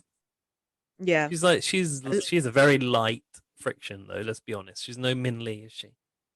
I wouldn't say that she's light. The way she was carrying on, it was like, whoa. It's like, calm down. And she went. What's interesting is how people create friction differently. Like Tara seems to be taking it too seriously in a way, and that's how it comes across. But like with Min Lee, she was like, she knew she was being controversial. You get like different flavors of like resistance and controversy in housemates, don't you? And I feel like this is quite a pure. Min Lee. She is a problematic person who you're not allowed to mention anymore. She's been cancelled. Yen. I think this cast is quite a pure cast, don't you think? Yeah, on the whole. No one's really there to make a name for themselves or to be a character necessarily. Apart from Victoria. Maybe. I mean, Victoria was the villain of the season, and she was such a good villain. She's like a cartoon villain, wasn't she? No, Rohan was the villain. Rohan was nothing. He was literally nothing. So Tara said to Kiefer, "They will cut you next." And he said, "They're not going to get a chance." Yeah, he did. Wow. Prophetic. I love that exchange between them because she was fuming. He was fuming. You could tell he fucking hates her. He was like, his eyes were wild and she was like fuming. And he looked genuinely angry at the thought he wasn't going to win. I was like, ooh, it's good. So then the others come back out, didn't they? Yeah, well, basically Tina and Tara kind of dropped out, didn't they? They admitted defeat. That's not good. Keep playing. Sometimes you just know it's a lost cause, don't you? I disagree with that mentality. There's always a way. Never give up. That's what Gary Busey said. Actually, I think that was Audley Harrison, but still. Same season. Jedson was the winner. Speaking of which, what about Yes. James Jordan's hair? I think we need to give that an honorary mention. Absolutely disgusting. Absolutely fantastic. If you haven't seen James Jordan's hair, look it up. It's worth it. Lorcan's got a tweet about it. Where did you get that Sorry. picture from? Someone sent it to you. Lorcan. I'm sure I saw someone else using that picture on Twitter, which wasn't Lorcan. It was Lorcan. Oh, no, really? someone else using his picture, like the exact same one from the TV. Oh. And then when they come back out, Tara said, "You crushed it 4-1," and she said, "Jed has never touched the block." Maybe True. this week. Jedson said to Tara afterwards, "I'm a competitor and I've dealt with that my whole life." Imagine the struggle of being a strong competitor. Poor Jedson. Hold on. How is that a bad thing in life? Like, what sort of problems could he have run into being the competitor? Losing the pub quiz? Losing it? No, winning it. Being a competitor. Oh, you mean being a competitor? I think he meant like, I'm a winner, basically. Okay. Tara said, "We never stood a chance." Got anything else from the comp? Because I'm moving on to Braden Bruner. No, I'm moving on. I've moved on. Tara said, "You can't win as a team." But what Jed said next was right. You have to have a team. You have to have an alliance to win. You have to have the numbers to win. It's not an individual game. It's not your personal game information. It's an alliance who wins the game. Mm-hmm. Yeah, and they're called the Sunsetters. Beth was bitching about Braden having done nothing in the bedroom, I think it was. And then he walked in. Do you remember what she said? Oh, yeah. She changed that subject quick. That was good strategy. I liked it. Hi, darling. Like, we're just talking about scenarios. Oh, yeah. Whatever. She said, "Hey, sweetheart." Sweetheart, was it? Yeah. I like that. It was a strong week for people walking in when they're being talked about. It happened a few times. What were you thinking about the sauce and the sauce or whatever the fuck it is? Okay. So is that around now? I can't remember. Yeah, I've got it here. Hang on, the isosceles triangle. Yeah, they're called the isosceles, right? They Hmm. called themselves that because they were a love triangle, and now they're calling themselves the sauce. But I thought they were saying the sauce. But did you see on the intro tonight? It said the sauce. Said the sauce, but it is actually the sauce. The sauce was dumbing it down for the idiot general public. Right, like you. Because they would be confused if they saw it on the screen. They'd be like, "Oh, sauce, we don't know what it means." Like when they spelt the shield with a Y. Did they? Yeah. But apparently on Twitter they're saying sauce, I think, so they went with it. I think that's what our intel told us today. And they spelled the brigade with an A. Brigade. That is weird because it looks like bragade. Bragade. That was Enzo's alliance. Honestly, watching that, I finished that season now that I was watching with Jack with Enzo. And Enzo was like a zealot, a religious zealot for the brigade. He was just brigade, brigade, brigade, brigade, brigade. Just like, Enzo, relax. And then he come third. It's like, whatever. Calm down. Calm down, Enzo. At least he got second in BB22. See, second? God. Yeah, don't you remember Cody cut Nicole Franzel and she was weeping? I said, "I can't even look at you right now." No, I don't. Guys, you don't remember anything about BBS. Tina was trying to convince Jed to get Braden out. Jed was talking to Tara. I've written fake Eminem music here, so we're on the same page. Jed was talking to Tara over. Yeah, this is the bit we just did. This is the bit we just did. Jedson took Tara for the Wendy's. He got a video from, I think, his little sister. Do you remember that? No. Okay. Hold on, the Wendy's. We have not even had the HOH reveal yet. Where he got a letter from his dad. Yeah. Obviously, wasn't much of note because Hold on, mine. Hold on. Well, let's stop and see what I've put. Are Jed and Beth the new Gillian and Emmett? Jemmett. That's a question. Jemmett. Oh yeah, and then Tara was kissing up to Jed and going, "Oh, if you're at the end, I'm going to vote for you no matter what." And then Jed goes, "Oh, well, it paints a bit of a target on my back. You saying that?" It's like she's like saying something nice to you, and you're being. I just think Jed's a douche. I just don't like him. I'm Okay. Team Ty. Although Ty is absolutely useless. It's like Bray off for being useless. Ty and Bray have both won absolutely nothing between them. Incorrect. Ty's won one They're both. competition. Oh, did he? What did he The win? sword in the stone thing. Oh, Veto. I take it back. Braden is the most useless. Yep, confirmed. I forgot about the sword in the stone. That was just last week. Oh, and Props Jed to got a me letter for from his. remembering something. Well done. And Jed got a letter from his dad. Right. Didn't his dad put some shade in there, I think? I've not got that. Oh yeah. Oh, now we're on to where you are. I had loads in between there, but it wasn't that interesting. I think Sorry. actually you said you were noting this one in depth, so I made light notes. Okay. I think that's what I've just realised. Oh right. I've come in and gone, oh yeah, I'm leading this one. And we probably like missed all the gold that you'd written down. Sorry about that. No, it wasn't that interesting. Hold on. Kiefer said Bray is a good competitor and he's been the top 2 or 3 in every competition. And I said, has he? Just goes to show no one remembers the second man on the moon. Laughing at my own joke there. Oh, yeah, then we got the Wendy's. I've put looks like a decent portion of fries they get, but is that just on TV or when you order with? Oh yeah, they probably put a few more in. Like, that one's going to the BB Can house. Put some more in, so it's generous. Get some more orders in. And then Tara was slating Tina. She said her name never gets said. She doesn't have to fight to protect me. And Jed said it's not a done deal. Braden was trying to find out if Tara was after Keith. Jed said she didn't pitch a thing. Oh, that was it. He didn't want to give Kiefer any of the information. He was like keeping stum. He didn't want to give Braden the information, you mean? Oh. Braden came up and was like, "Oh yeah, what's Tara saying?" And he was like, "Oh yeah, you're right. Kind of nothing." I'm getting confused between the different tagalongs to the triangle. Jetson basically revealed that he knew that Braden was basically mining for information when he came up in the dive room. He said that.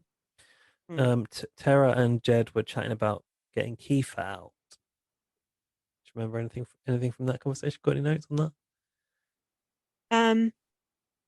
No. I think it's the whole, if you're not going to cut him now, when you're going to cut him discussion, which has been coming around. Guess what happened? And they were having this conversation. Kiefer walked in? Yeah, Kiefer walked in. So then Jed put up Tara and Tina. He said Tara was emotional and a wild card. And he said Tina's interactions with him have been very service level, which I thought was interesting. Service or surface? Oh. Surface, not service. That makes more sense now. Just like bringing him cups of tea, like asking if he wants his bed linen changed. And then he said, boom goes the dynamite because of TNT, right? Yeah. So that was that. And roll straight into Power of Veto episode. Unless you need another drink. I don't. I'm nursing this one because it's not going down so well. Why? What's the problem? I just don't like it today. Save them for me. When I come around, they'll all be gone. Yeah, there's maybe 3 left. I'll get a bottle of something decent for myself next week. So, who's got the main notes on this one? I've took notes on everything, so okay, go on. You go on. In the intro, Kiefer said, "You're a legend now. Nobody's gonna forget you," he said. Are we gonna forget Kiefer come this time next year? Kiefer is probably one of the people I would actually remember. To be honest, you're right. That haircut is unforgettable. Tara, I said Kiefer was getting the Victoria cocky edit, but without the charm. Like Victoria was like getting that cocky edit, but we were like loving it. But Kiefer was getting that cocky edit, and it was just like it wasn't landing as well. Tara was dressed as Shania Twain. Tina in the diary room said, "I'm not going home. Not yet." Did you notice she looked like she was reading that off a card in the corner? She's like, "I'm not going home. Not yet." It's like, okay. I think So, that's just Tina, you know. She takes a little while there oh, it looked like a bit of a hostage video. to process her thoughts. Where are you at? On the block. Oh, what are you at? That's my catchphrase. Yes, that's my catchphrase there. I can't even remember her catchphrase. No, I was just taking the piss out of her long pauses. Yeah, she's not exactly TV dynamite, is she, bless her? Despite the TNT moniker. What does this mean? Odds versus numbers. Yeah. Oh, something that Ty came up with that even confused him. Ty like, is not the it's the sharpest odds tool in versus the numbers. I think Ty's just a pretty face, to be honest, don't you? I don't think what is urban planning. Probably like those benches that tramps can't sleep on with spikes on. Ouch. Yeah, Or those, literally. you know, those like, do you ever see those chairs that are around on the street and they're made out of like metal and they're kind of like Oh, just they have the thing in the skewed, middle. like you can pull up a chair but they're fixed to the ground. Yeah, it's all Looks weird. anti-homeless technology to like keep them away from great, the Queen and shit like that. Her Majesty. Jed is in Honestly, power, and so is Mm. Beth, said Tara, I think. Mm. Tara trying the I'm good for Beth's game play. Oh yeah. How many girls have come to Beth now and said, "Look, I'm your key to getting further in this game"? Yeah. I think Austin has done it. Yeah. Victoria, I think, might have done it too. Yeah. And now Tara is bringing the look. The boys are going to cut you, and Beth has the, oh yeah, they're making a good point diary room, and then it doesn't happen. Tara said, "You're the strongest player in this game," and Beth said, "I know." I know. What a bitch. Okay, Beth. Okay. Yeah, then Beth's like, "Yeah, I think Tara's like, making some good points, and they should take that on board." Blah blah blah blah blah. Nothing, as you said. Tara playing for second place. Oh Who yeah. said that? Why? I'm a stay-at-home mom. Tara's- Oh, she's playing for second place, basically. This is our argument. Yeah, Tara's like, "Just take me along as the goat," basically. I'm a stay-at-home mom. If I get 20 grand, I'll be happy. So apparently second place gets 20 grand. I didn't realize that. It's not the best, is it? Do they get a barbecue from Whadda, though? No. No, they don't. Roe got that, I think. Let's hope Tara can afford it to buy one for her husband out of that 20 grand. Don't you think that Beth has actually played a better game than Ty? Definitely than Ty, but debatably than Jed as well. Has she won anything? She won one HOH. Yeah, she got Victoria out. Oh, yeah, she did. Spicy V out. I think that remains to be seen. They've all played as a kind of a conglomerate to now. And Nice. now is who makes the move, because they've been such a single entity. I can't really separate their games from one another. Admittedly, the only one that hasn't won HOH is Ty, so on paper, Ty is the weaker player. But as for Beth and Jed, they're one of the same as far as I'm concerned at this point. Fair enough. Let's see what Tara thinks. BB on Blast does gameplay analysis right here.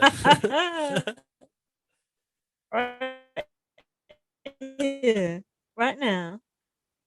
Tara is pressing the right buttons here, stroking Beth's ego and playing into her biggest fears. She said, "You then have Beth to know." was talking to herself. Sorry, she said, "You have to know that I am your best shot at 100k at the end of the day."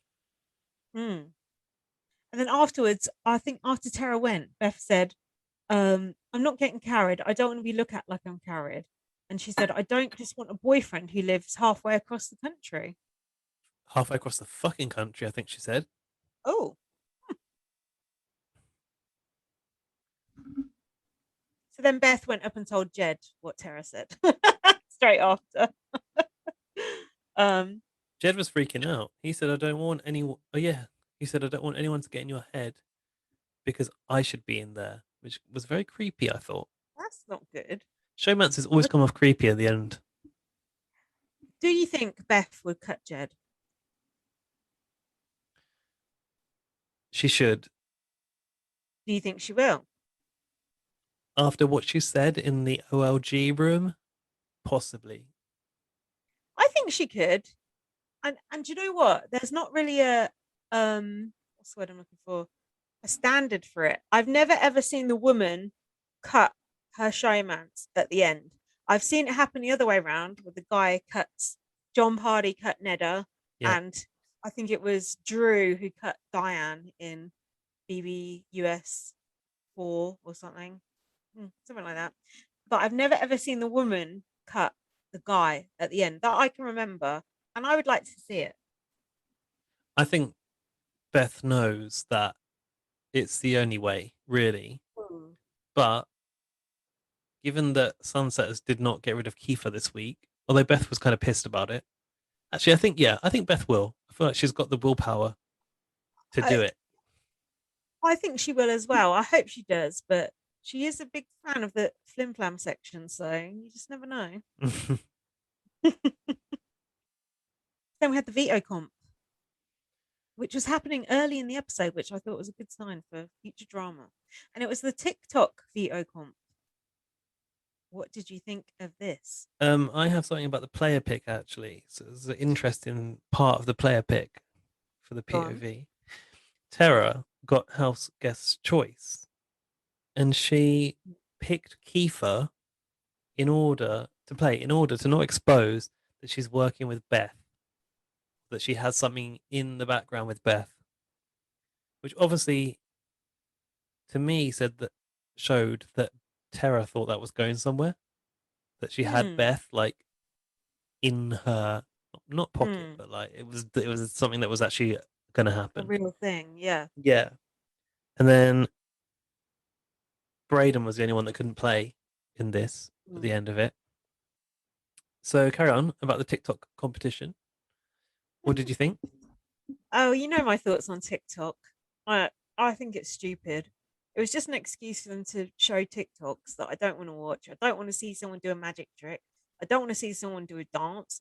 I don't want to see someone topple over dominoes or some shit like that. I'm not interested. But what did you think of the actual way they did the competition? Good? Brilliant. I thought it was all brilliant. I absolutely loved this competition. I thought it was one of the best ones they've done so far. Really?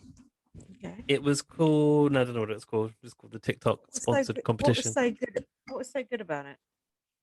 I thought that the whole like rounds concept and someone being knocked out made it all the more tense. So the first round was this blindfolded stacking of these blocks. That looked hard. Bear in mind, they watched these TikToks like the day before. I wouldn't remember the order of those shapes on those blocks. No. Ty failed miserably. He couldn't get them to like balance, could he? So they kept toppling over. Yeah, I wouldn't want to be in a building that he's planned.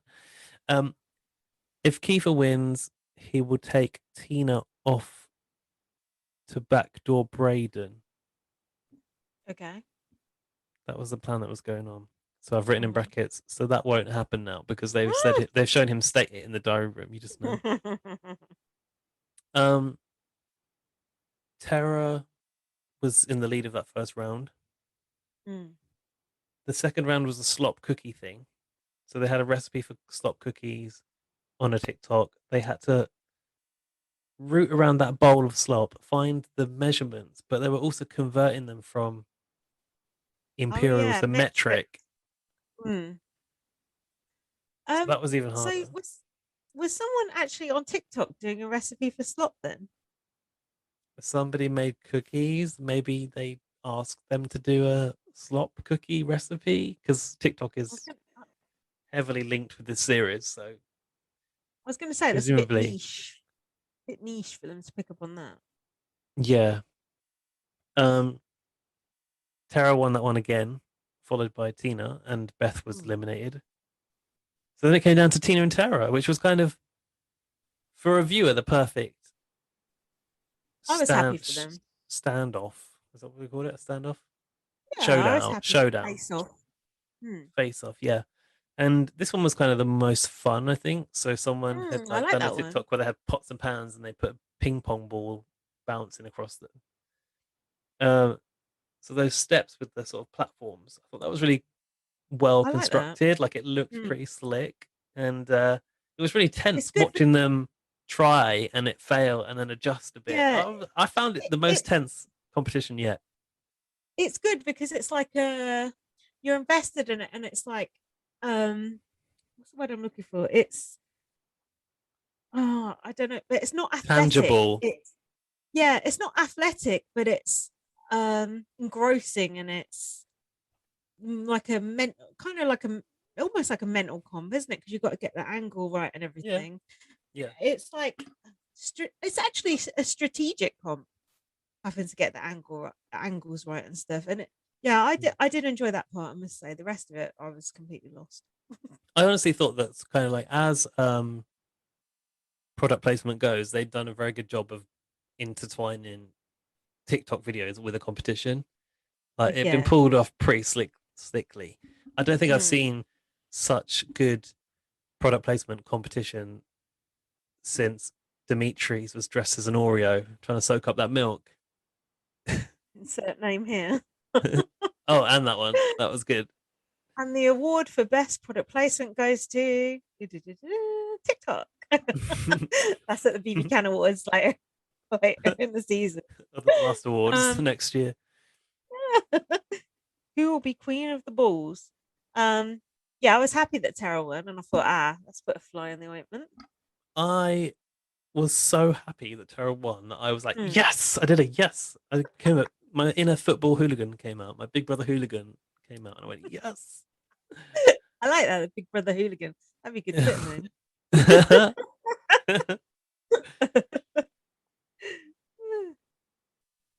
I've just lost my So, place in my notes. So hold on, I found one.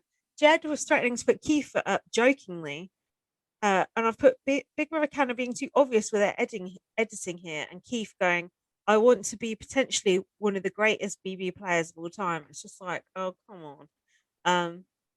Braden was sitting on his own, bitching, lying on a couch. I've said these people talk more to the cameras than they do to each other, especially Victoria did. Jed said about putting Keith up, he said many times he's going to win this game. And then Kiefer was twitching a bit, I thought.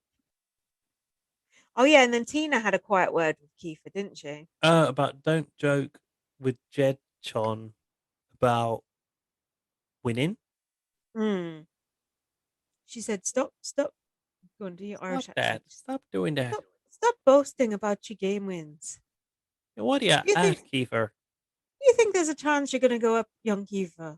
He's like, nah, no chance or so. She's like, oh, are you sure? Are you sure? He's like, nah. And then he was like, oh, shit, I want. Do you know what I really enjoyed? The moment where Jed brought to Ty the possibility that they could backdoor Kiefer. Oh, yeah, Jed and was like, Ty was like mind blown, like, oh my god, we could.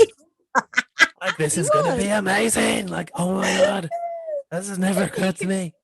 You could literally convince Ty to do anything, and he'd just be like, okay, yeah, come this way, come onto this alien spaceship, and come and have your organ services. Like, oh, okay.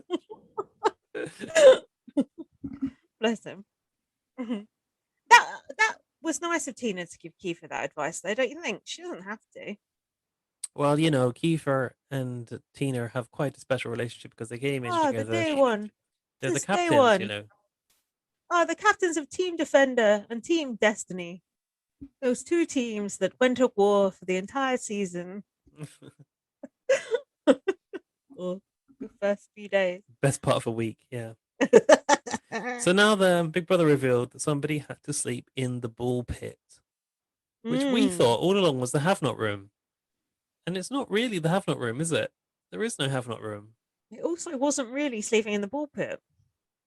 You're right, because there was a bed constructed. That must have been very high stilts that was on.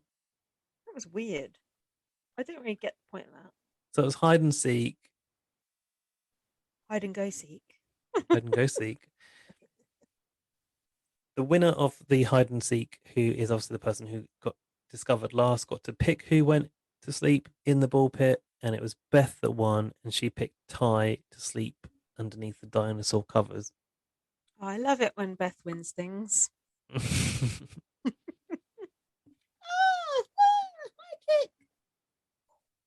Why are you leaning back?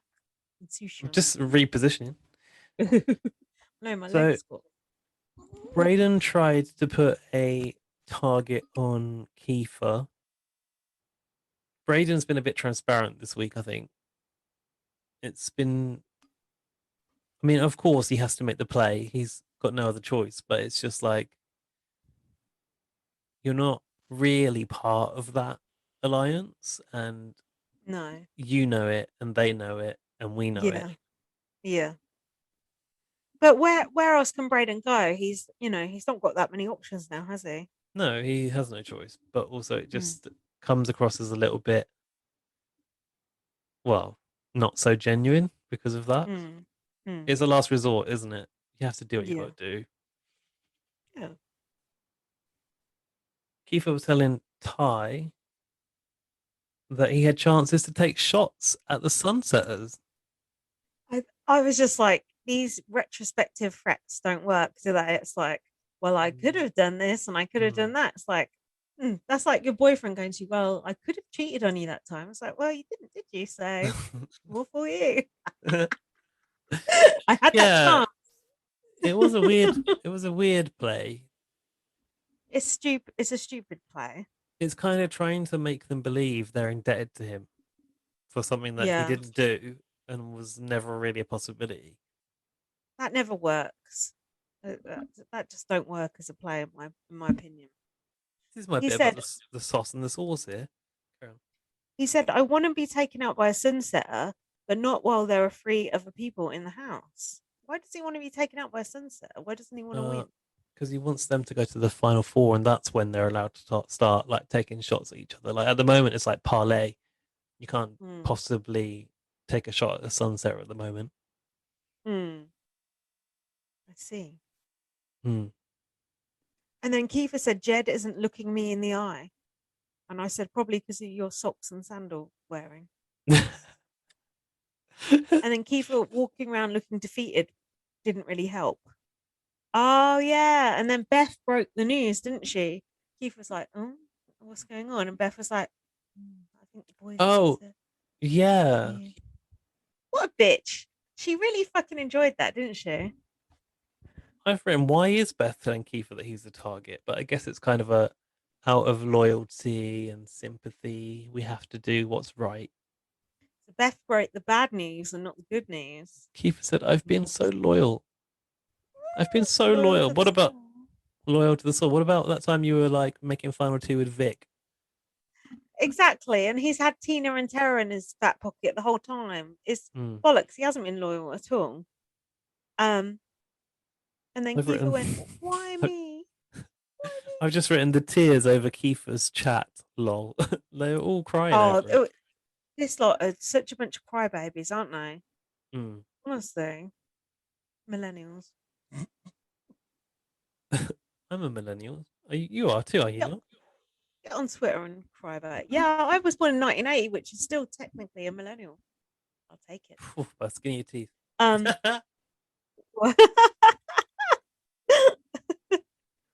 And this gave me flashbacks to Enzo in BB12. So I've got BB12 on the mind. When he told Brittany about the brigade, and he broke the news to her in the same way Beth did, and he enjoyed it as well. And Brittany was crying, and it had very serious Kiefer flashbacks. It's like he enjoyed that too much, and Enzo didn't win, and I don't think Beth will win either. So I'm gone. Third place coming up for Beth. So yeah, I was a bit annoyed that they told Kiefer. I thought I'd rather have the blind side. Me too. For the drama of it, I felt kind of like it's like diffusing the Yeah. bomb for the ordnance, isn't it? The TNT. And then Kiefer said, what about Braden? And then Jed said, oh, he said Braden's just chilling. And Jed said Braden just chills no matter what. And then Kiefer said, I hope my son grows up to be just like you to Jed. What, a backstabbing alliance member? Mm, a lifetime of competitor, being a competitor. A struggle of being a competitor. And then Kiefer said, I just wish it wasn't you. I would never have done this to you guys. It was And very melodramatic. ridiculous. And this is the same thing that happened to Victoria last week. And Kiefer was just going along with it. So, fuck you, Kiefer. And Keep then it Kiefer real. said, damn, this hurts. I can't believe it's me. Jed said, you're the best player this season. And Kiefer said, no, I'm not the best player. The best player wins. Not sure about that. Shout out Casey, BB20. And she ain't the only one. Shout out And Gillian. shout out anyone. Yeah, Gillian is a good one. Oh, and honorary mention to the Pax brothers. And then Kiefer said, I'm just a kid from the res. Kid, ain't you like 33 or something? And then Kiefer was cuddling them and crying and then walking off in his Beavis and Butthead shorts. Have you I got just any remembered. notes? No, I'm done with the You've notes. just given up. No, I'm You're finished my done notes. with it. I just Oh. remembered one of my favorite tweets of yours this week was a picture of Kiefer blindfolded in the TikTok competition. And you said when the people at the sex party don't match your expectation or something, or weren't what you expected. Do you know what? That was a complete fluke. Go on. I thought that is like such a BB on Blast or UK Big Brother / Lindsay observation of BB Can, which no one that watching BB Can would ever thought of. No, I got a few likes to that. And do you know what? It was just pure happenstance because I'd literally just paused the video to get a drink and that's what was on the screen. I was like, oh, I just took a picture. So complete fluke. Can't believe you just And I use the just term thought, happenstance. That's such an American term, which I think is not a real word. I like that. Doesn't it sound nice? I don't like it. It Happenstance. makes me uncomfortable. Yeah, it's like oh, there's no one that's similar to that. It makes you uncomfortable. Well, just buckle up. So It started. I'm yawning. Ty and Jed were sobbing. I've put, you don't have to evict him, you twats. Tina knew it. Great jury management by her. She was going to Kiefer. Go get these guys. Tara was bigging up her brother's passing. I'm honouring my big brother by using the veto. It's what he would have wanted. Why have my notes Jed looks, ended so soon when there's so much more show to go? I know. Jed looks good in those glasses. They're a bit similar to yours, actually. Sort of nude or white frame glasses. Oh, are they? Yeah. These are my Jed, secondary frames. I don't usually wear these for the pod. like Jack has his secondary ones now and his gold ones. Gold ones are really nice. Jed said, loyalty to everyone ultimately means loyalty to no one. Well, this is like what Kiefer said about promises are as good as, what the fuck was it? Something's as good as promises in the Big Brother house. Sorry, are as good as promises. Tonight. And then Kiefer in the diary room said, I got. You played too hard. Okay, so that's the video. Okay, we're making headway now. So we're on the eviction episode now. After this short break. Okay. Go for it. Hi. So I'm drunk and I'm leading this section. Here we go. Arissa said, this could be the most emotional eviction of the season. She was looking rather summery, I thought, wearing puffy sleeves and a floral. She's really rocking the prom dress every now and then this series. There's a very poofy sleeve on that dress. I think those puffy sleeves are in fashion because I've seen a lot of people wearing them on teen first dates. So Arissa's done. Oh, really? Oh, there you go. It reminds me a little bit of like Villanelle. Yeah, kind of it styles. must be like a sort of 80s sort of. Do we like? To be honest, I have bought a dress with the puffy sleeve, but I've not worn it yet. But I'm hoping to. I might wear it actually when we go. No opportunity. Yeah. I know. And when we go out for my birthday, I might wear it then if you're not too worried to go out there. 30th of May. No, if it's all legal and above board, I'm there. It's all legal, all right. It's all legal from 17th of May. Yeah, since I've been doing Skype and not Skype. Zoom. Things at work. I'm worried on bottom teeth. What do you think? Oh, I I was know. worried about mine earlier too. Look at these. They're so crooked. Well, Look. yeah, I thought Americans I. are like, what the hell? Look at this. Well, no, they're going to be like typical Brit. Look at it. I mean, I thought I had something to worry about, and I feel better now I've seen yours. Oh, great. But look, my top ones are like perfect. No, The nice. bottom. But no one really sees the bottom ones until you do that. So just I know, don't but do that's that. the You'll be thing is fine. because I've been talking. Look, when I'm talking, you can see it. Look, you should point out your Yeah. Well, imperfections. do you know, when I'm talking, you don't really see much of my teeth. I'm not very No, you sort of can only visible you can only see teethy. two But front teeth. I know I some have a people's get. teeth when they talk, you can see all their bottom teeth. It's like, whoa, calm down. Mm, No, you don't um, see much of yours. I've got a big gap. I sort of like have a Madonna gap. Isn't that yeah? That's stylish, isn't it? I think Did it's you have a brace? Did you have a brace when you were a kid? no. I was supposed to, but I really didn't like the orthodontist that I went to see, and he was like the only one in the town. So I said to Hmm. Mum, I don't ever want to see that man again, and therefore I don't want a brace. And she said, okay. Oh my god. um, I had one, but I'm starting to think I should have one on these bottom teeth. But I I'm think it's surprised just I not didn't sort vegan. that out for you as well at the same time. I don't think they bother with the bottom teeth. They're like, raise your mouth. Anyway, that's beside the point. So, oh god, I'm talking about serious. Right. At the veto ceremony, Jedson shoved the knife all the way in. That's what the announcer guy said. Oh At the God, veto ceremony, I Jedson shoved really the missed knife. a severe incident then. I know, like what the hell? So then it was the whole, oh, should we kick Keith out or not? Like, oh, On the one going around, hand, going around the houses. The ultimate flim flam. The sunsetters, flim flammers more like. Keith had very puffy eyes. I've put he needs an eye gel roller. He said I got caught playing the middle. Well, no, it wasn't that hard to catch you, let's be honest. Tina said about Kiefer, we walked into this house together. How Jed, this is what I've said, how Jed has the audacity to sit there crying when he's HOH and he put Kiefer up. Fuck him. That is like I put you out and I'm gonna sit here crying. That's like you when say someone dumps you. crying, not a tear was shed. No, Not a that's like tear when was Jed. As the oh, title. nice. That's like when someone dumps you and they're crying about, oh, I'm sorry I dumped you.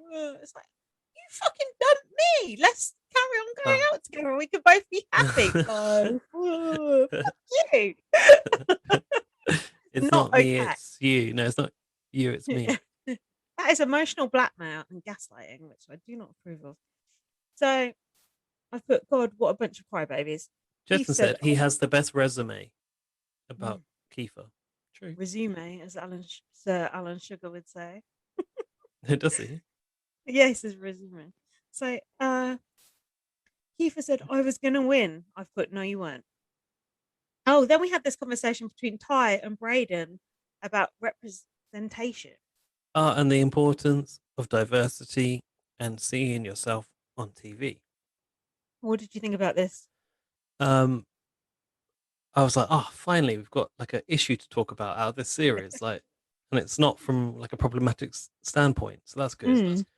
Um, it was good to hear this conversation, and he was basically saying it's good for like young black kids to see people on TV not as like, did he say like Rappers or drug dealers.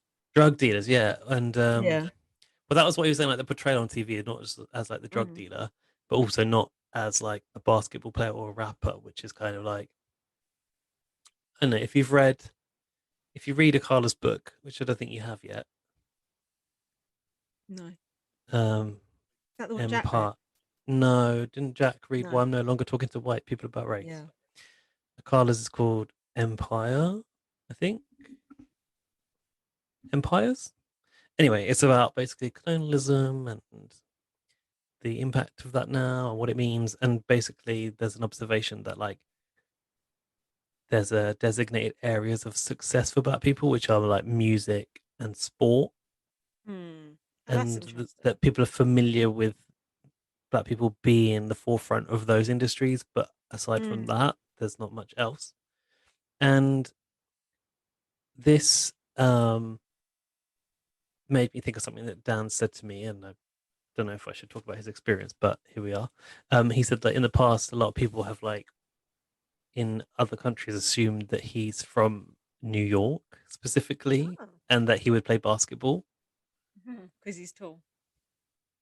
More like because he's black, actually, not because Hmm. he's tall, but possibly Ah, that too. probably So both. I thought like, yeah, this was familiar to hear Ty say that, like, not Hmm. to be make an assumption that you are these things. And then they talked about And, George Floyd. Go on. What are you going to and say? I was just going to say before that, the 5 black people that they had in the Big Brother Canada house couldn't really be more different. You've got Latoya, who's a cop and a ball breaker. Let's be real. You've got Victoria, who's just sort of loose cannon crazy. You've got Ty, who's quite chill, handsome, bit dumb. You've got Jed, who's kind of like a bit sort of more forthright, a bit more outgoing, I'd say, bit smarter. And then you've got who's the other one? Braden. Braden. He's obviously the gay guy who's he's quite smart as well, and you know he can be making good television or trying to.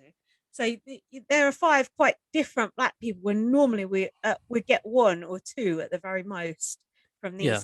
these cookie cutter stereotypes that they always put in. So we have been quite spoilt this season, and that's only the black people. We've also had Asian people, we've had indigenous people, Trans as well. trans person, we've had Gay white white. people, Yeah. boring white Um, people. um, It's been really good to have those people and have those people lasting as well. Although now Tara's HOH, look out. Reign of Terror. Um, Ooh, nice. what I what I was going to say about Braden is like it's also quite good to see black queer representation because Mm. there's not a lot of that. And Yeah, although he right. It hasn't, tends to be either the black person or the gay person. Do yeah, you know what I and mean? like It's either the although black person or the gay person. They're 2 separate things. although he hasn't done much in the game, it's still valid that to represent that type of person is also valuable Mm. because really, like in the media, there's not many representatives apart from Little Nas Lil Nas X, who is basically a pioneer. Have you watched his video for Montero, Call Me by Your Name? No, Do you not know how this video has been causing a lot of controversy all over no, the internet? no. Tell me. Um, in the video, he like is pictured like grinding up on Satan. So like all the Christians were like up in arms about it. And then yeah, he's really good on Twitter, basically. He's been blowing up Twitter lately, and he said he was gonna release a line of shoes with like human blood in the soles, and it was all tying in with a single, and he's just like he's such a cool character. Was he like a provocateur? Yeah, and he's like very sort of gender fluid in his portrayal of himself in his videos. Mm. So he'll be like not in drag, but like in like knee-high boots and have like long hair in one scene and kind of present himself in a more feminine way. Mm-hmm. And that's just not common to see Mm. that, especially as a black guy. Mm. And the other thing I was going to say about that, the thing that struck me most from this conversation, because I was like, "Oh, that's cool. They're talking about this," but a lot of the things they were saying, I thought, "Okay, yeah, I've heard this before, and it makes sense. Like, yeah, you have to see people who look like you on TV to, you know, aspire to be that." But the thing that struck me the most was what Braden said. He said about the way our grandparents were treated and how that affects the future generations. And I thought, fuck, I never really thought about that, about how, and I have heard about that. Like, is it generational Generational trauma? trauma. I have heard about that, but if you actually think about it, your own grandparents and them experiencing such a different world to what you experienced, and Mm. and then you go back to your great great grandparents and your great great great, because I don't really think about family that much in those sort of terms. When he actually said that, I thought, oh God, that is quite to think. I'm so much better off being born now than I was 50 years ago, 100 years ago, 150 years ago. That, I think I'd never heard someone say that on a reality show before, and that I thought was really interesting. Yeah, you're right. Um, yeah, and I think it's like a recognition of people sacrificing something to make something better for the current generation, right? Mm. In that's all part of it. Reminds me The of only that thing, film that we reminds me of that film we watched. What is it? What is it called? How do you say it? oh, Antebellum. Antebellum, yeah. That film was fucked up, man. But that was about kind of generational trauma in a way, wasn't it? Actually, yeah, Sort of. probably one of the only films that confronts that topic in a way. That film was really Even though good. it's presented in a horror Don't science fiction vein. don't say what that was about, because that is Oh yeah, actually a good really good point. Because film. if you were Although to, it's although it's harrowing as fuck, but that is really worth a watch. That film, mm, although it was tough watch as well. yeah, it is. It's not very highly rated, that film, though. I think it's I don't got know why. I unfair really like that. reviews. I really like that film. It was really good. A lot of films I like aren't very highly rated. Yeah, I think that when I look on IMDb and it's got 6, I'm like, "Oh, I'll probably like it then. Yeah, That's me enough. too. That's enough for me." It's like our TV choices. They're like, oh, The Circle. I don't know, Big Brother. We are about a 6, aren't we? But yeah, that was an interesting conversation, and I I was have gonna got a bit. say, I've got sorry. a bit more respect for Braden, I'd say, as the weeks go on. He's not done very much in the game, but I think he does try and, he's tried to maneuver in with the triangle, and he's not really made any big moves, but I think he's obviously got a good social game, and I don't really want to see him win it, but I'm sort of here for him doing decently well. I don't know if he's got a good social game. I think he is not a threat, and that's why he's still there. Oh, maybe. Is That's that a what I good social feel. game though in itself? Uh, no, it's a state of being, I think. All right, Um, take that back. Okay. so there was also talk about George Floyd Mm, and there being a shift in like consciousness, and Ty said it sucks because somebody had to die for that movement to start. somebody. It also sucks that people are still, even today, apparently, another Did you did you see victim of the that? police, which is the 13-year-old boy. Did you see the video? No, didn't. That was just, he had his hands up and he was just a kid. It's just like, I It just doesn't. thought thank God I don't live in America. Yeah. There's something really wrong with the police there. And there's something wrong with the police in this country as well, don't get me wrong. But at least we ain't got the fucking guns to back up that fucking institutional racist attitude. Yeah. Oh, and also don't get me started on the whole this police woman was reaching for a taser and accidentally shot someone. Oh, You can't make that that was what that is not an excuse that that was cannot what I be was going to say used. next. How does a taser actually look in your hand compared to a gun? Surely they have completely Uh, different feels. and it's yellow and plastic. Like I saw a guy comparing them on a news channel in America, and he was like some sort of ex police chief. Normally, they kind of would like cover this up, right, for other people, but he was literally like, I don't understand. This cannot be confused. They're also put on different sides of the body. You have to reach over. It's just like, come off of it. But these bitches get away with it every single time. I mean, what even happened to the people who killed George Floyd? Did they get Well, the done? trial is happening now. It's Okay. ongoing. I can guarantee you they will not get done unless they decide to finally make an example of someone. They have to, surely. You say that, but do you Mm. trust them? No, but because of the extent of the trial and the amount of people they've got in and the extent to which they're being questioned, I don't feel like there can be anything other than a verdict of guilt. Also, there's video evidence of him killing this man, so why there has to be a trial, I don't know. There's video evidence of everything they do, and they seem to get away with it. Mm. It's beyond belief. It really is. I also hadn't heard systemic racism ever mentioned on a reality show either, No. which I think is actually a term that a lot of people might not even know what it is, what it means. Hmm. So yeah, It's this like was a nice section. there's like systemic racism, and then there's fucking institutionalized racism, like in the police. And I think there's systemic is the same as institutional, though, isn't it? is it? I thought systemic In the was system. like I thought you would know better than me, like, 'cause you've read more than that. I thought systemic was like kind of across the whole nation, and then institutionalized was within certain Oh, institutions. per institution. Yeah.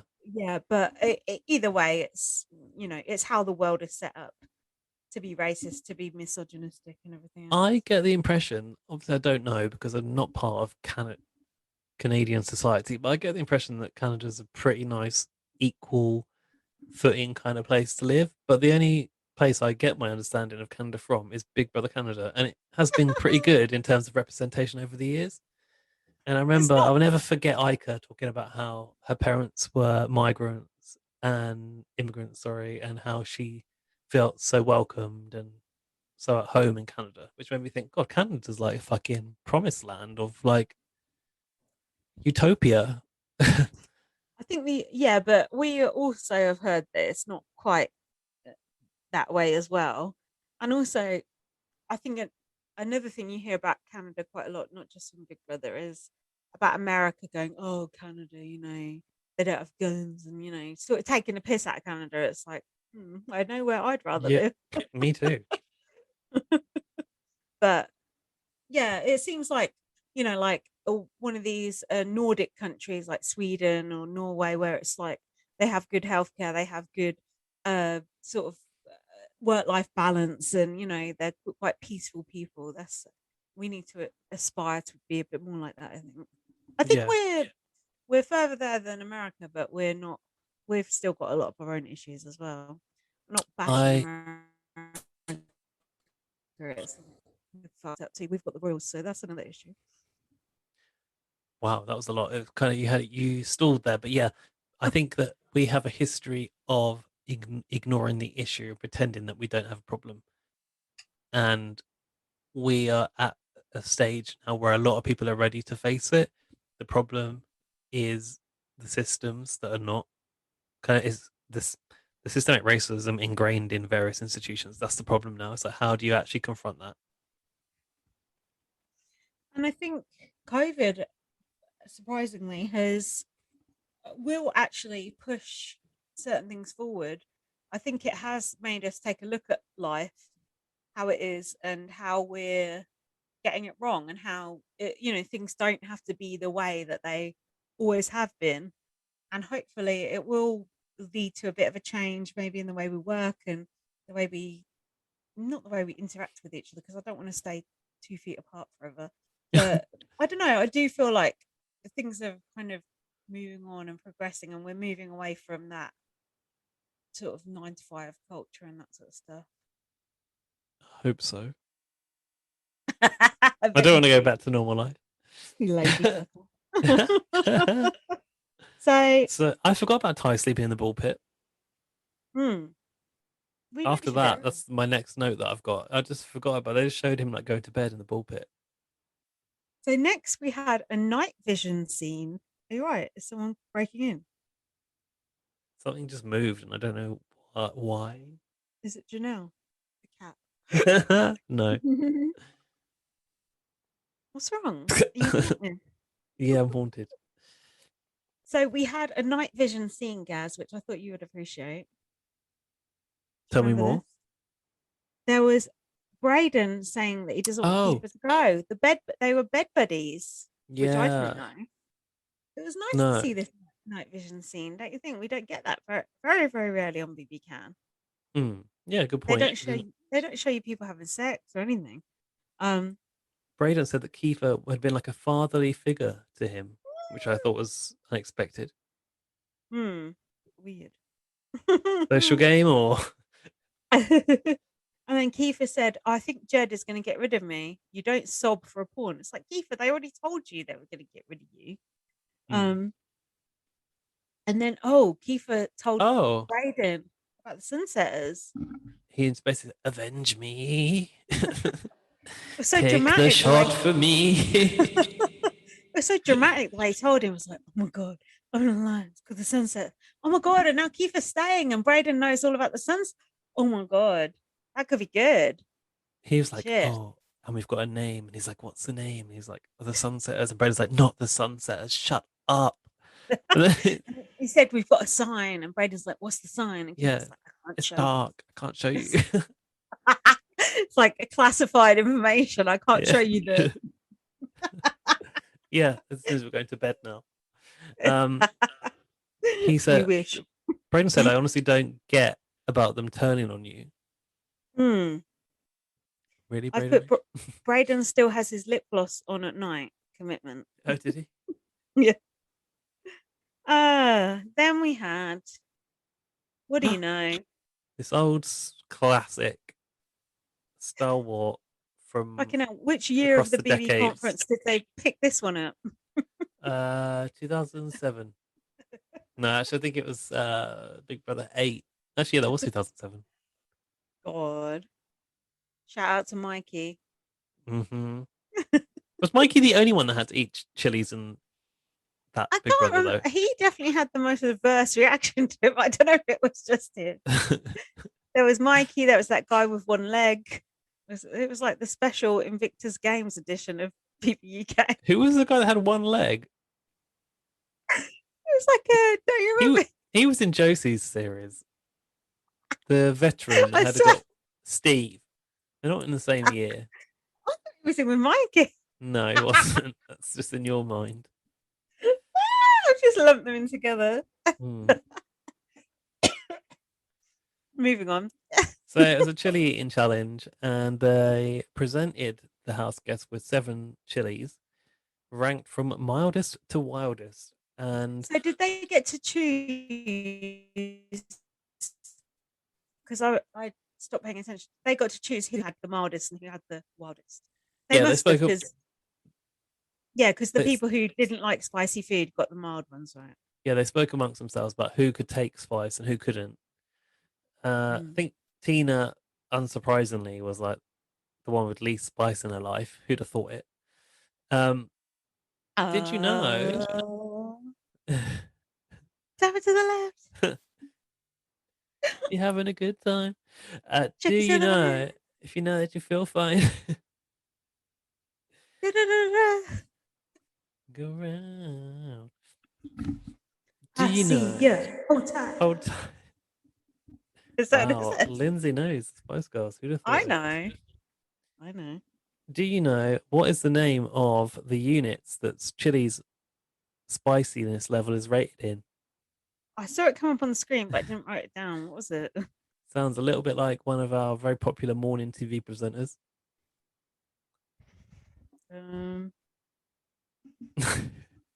Willoughby. It's not Hollywood to be. Sounds a bit like Philip Schofield. It's called Oh. Scoville units. Oh. Yeah, the one Ty had was like 300,000 or something. I was like, whoa. Yeah, so I think it was 275,000 on the one that Ty had. Habanero. Jedson was gone. Why did we get this villa on the eviction episode? I know why. Wasn't even product placement, so I'm not sure. Spicy V was gone, so we had to have something else spicy. Just spice it up. Mm-hmm. Jedson was the one that started to he had the first kind of proper hot one, which was 8,000. Then the Thai chilies, which were 2 that Braden had to eat, were 100,000. Now, Jed said, I feel like I'm in the devil's basement. Now, what's hot? The devil's basement or the devil's attic? Do people talk about the devil's attic? The devil's bedroom. No, I've just made it up.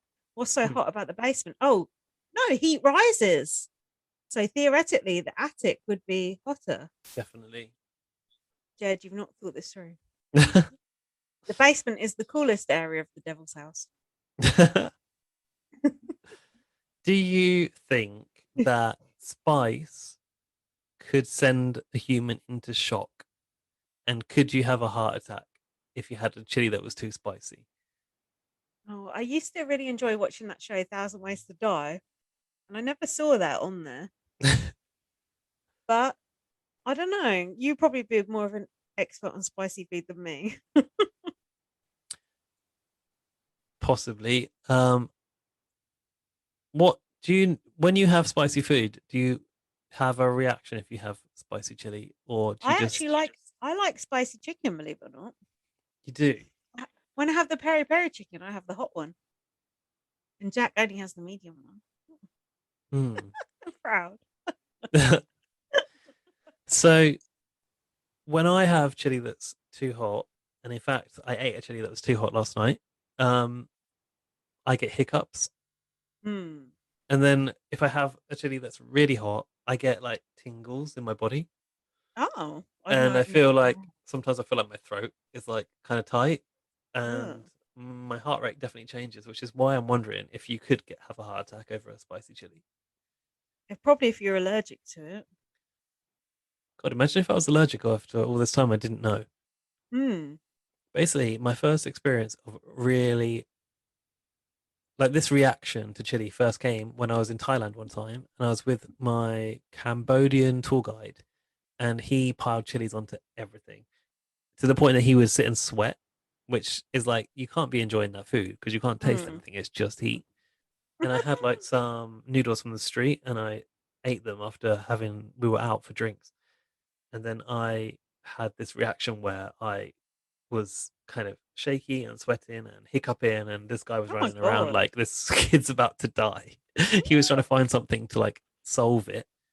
Water, by the way, is the worst thing. That just makes it feel even hotter somehow. And there was like a fruit seller nearby, so he got me like watermelon, which kind of did help. But it's just a case of like having to wait for the reaction to die down. Sometimes it's really long. Doesn't it Like, get worse? Doesn't it get worse over time or something? possibly. I heard sometimes it gets more intense before it dies down. I mean, it's very hard to eat anything after that. Like even when it's not spicy anymore, it just Hmm. intensifies it. So that's probably it actually. Like yesterday I had this bit of chili that was too hot. And even eating food that had ginger in it was just like I can't. Hmm. But I just think like this sort of task, I would suffer so much, and I don't know how they managed to do it without being actually ill. Hmm. Someone said they felt like they were going to throw it, didn't they? I noticed that Beth, when she ate hers, she kind of like ate around the seeds and kind of left it on the stalk, and I Oh, thought that's kind of not fair, really. cheat. Breach. So, uh, in the end, they won. What was it? A party or something? A spicy soiree they won. A soiree. Soiree. And Did you not Ty think was. of, as soon as they said soiree, did you not think of Sarah from BBAU? A Oh, soiree. soiree. I know. I was mostly concentrating on Ty reading out off that card. He's like, oh, blah, blah, blah, blah. He like has a different personality when he's reading off a cue card, doesn't he? I He's didn't like, notice. hey, come with me to the cue card land. So what happened then? Oh, Kiefer Kiefer was said pleading for his life. he'd take Jed to the end, basically. Mm. Jed said, we were a shield for you this entire game. And I thought, ow, you ain't won anything up until last week. Mm. Keith said, getting rid of me could be 100K mistake. I said, I'll still be loyal to you. I thought, this is just total flim flam. I can't believe this actually worked. Which part of it actually worked? That's insane. I think that honestly, at the end, they didn't have the heart. Yeah. Because they were crying so much. They were obviously emotionally attached to him. Yeah, he said God knows why. to be the best, you've got to beat the best. I'm sure I've heard that said before in this version of Big Yeah, Brother. I definitely have. Yeah. Tina said she Helen Wood said it to Ashley.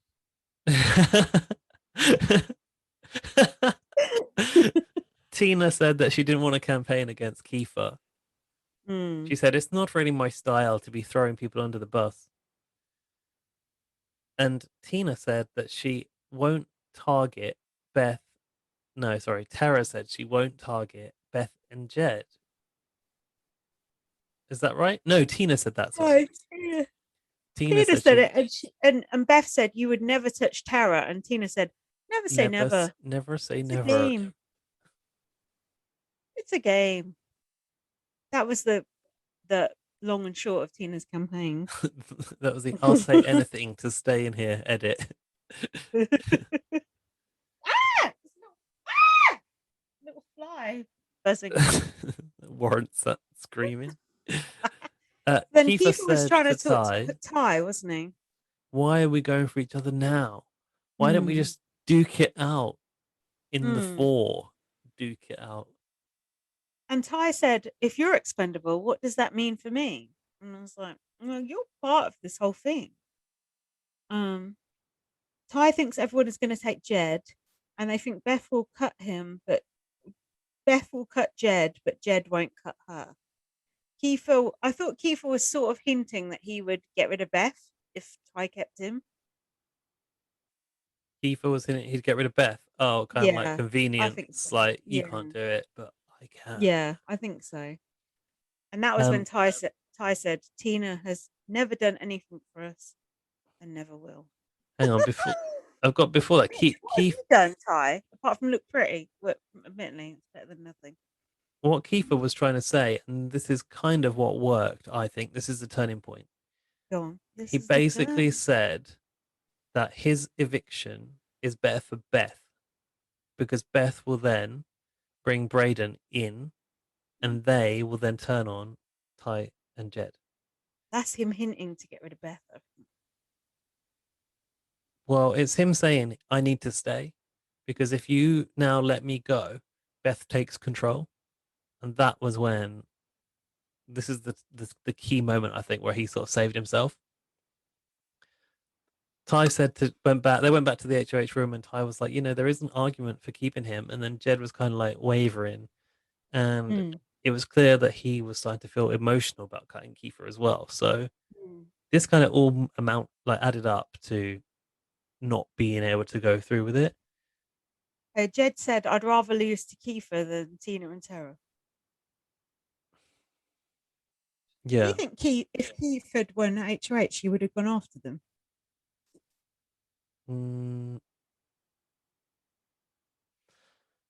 I'd like to think so because of the way that he's talking. Like, he wants to be this kind of legend, and in order to be that, you have to. So perhaps he would have done. I hope so, because otherwise that would be so lame. Wait, was he not the HOH ever? No, he was the HOH, but I mean, but early on in this HOH, would he have gone after them? Yes, I think in a previous one, no. Well, who knows? I find it hard to sort of pick apart what are his morals and what are his game. Morals. Actually, oh. No, but when he was like, "Oh, my kids, and I've got to play an honest game and all this," like maybe he really does want to go to Final Four and duke it out. I don't know. Yeah, maybe. So then Keith said, "Oh, thanks, boys. Holy fuck." I can't believe Keith's campaigning worked. Weren't you shocked? We both thought he was going to go, didn't we? Absolutely, 100% thought he was gone. Weird. So then this is when Beth started to get wind of it. Well, after the spicy soirees, Jed and Ty kind of took Kiefer aside to the Expedia room, and Jedson said, basically, I can't do it. Take me out. I don't care. This was the confirmation that this is it. We're not doing it. Beth is pissed off afterwards. She said, ugh, we're getting messy in this game. More like pissed off that it doesn't benefit her, is what I've written. But she was like, another Jed and Ty move. Don't Beth you think that they should have included her in that conversation? Of course, but it's this time of the game where they've got to start thinking for themselves, right? So it is interesting to see Jedson siding more with Ty than Beth. But do you think they intentionally thought we're going to tell Kiefer about this on our own and not include Beth, or do you think they just did that and didn't think of Beth? Because I think probably the latter. Probably the latter. Yeah. They're not clever enough to have done it strategically in a way. But I do feel that had Kiefer not said, look, me staying is better for you than the other result, because that benefits Beth, is kind of when they were like, okay, now we make the decision. So as though it wasn't like at Beth's expense. No. But then Beth said, "You took my vote away from me. I'm pissed." You stole my vote. That's right. All Ooh. right. Ooh. The sufferer And then Beths. yeah. And then there was Kiefer celebrating in the bedroom again. Ugh. Kiefer's so annoying. I put at this point, I'm not actually sure he's going to go. This was an effective bit of flim flam right there. Mm. That was a great show. I think this whole week has been really good, Big Brother. Yeah, it has. It's surprisingly, it's been good. Beth said, "Why the hell would I not think about keeping Tina this week? And I just might." Mm. So she was kind of like, "Oh, maybe I'll flip it on the boys."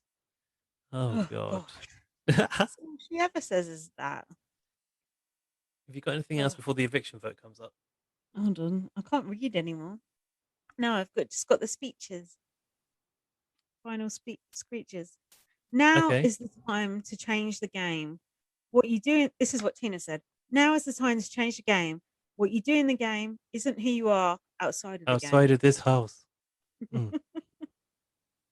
And Kiefer said, "I get knocked down, but I get up again. You're never You're gonna never gonna keep keep me me down. down." Ah. He drinks a whiskey drink. He drinks a cider drink. He drinks the vodka drink. He drinks the lager drink. He sings He songs that drinks a remind him of song. the good The best times. Drinks the songs that choices. remind him of the best time.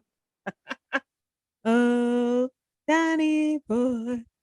God, I'm having a flashback. Braden's had a new trim, I noticed, when he was going I've to put that. the corridor. Do you know what I've written? This is quite freaky. Brayden has had a haircut. Dash Helen Wood? Question mark. A very Helen Wood focused This episode. episode is dedicated to Helen Wood and Ashley. And Jazzy P. Keith said, "I'm just a kid from the res." You're not a kid. Keep me and let's play.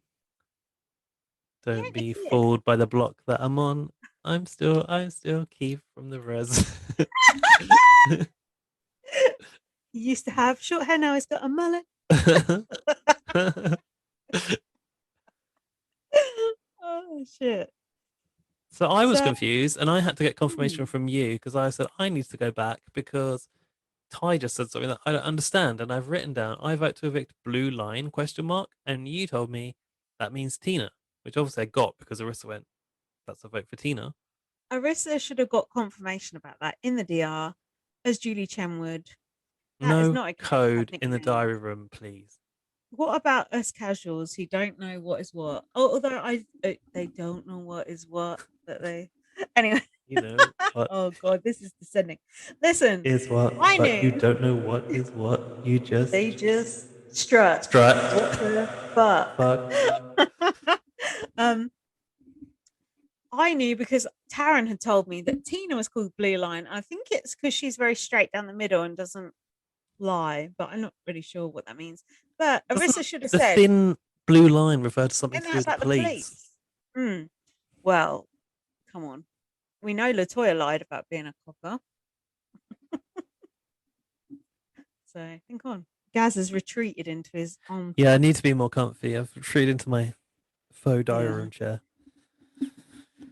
I've put fucking hell. They're actually saving Keith. I'm shook. Tina got evicted 3-1. Tara voted for Tina. As Tina left, she was still trying to make that fucking catchphrase stick. What do you ask?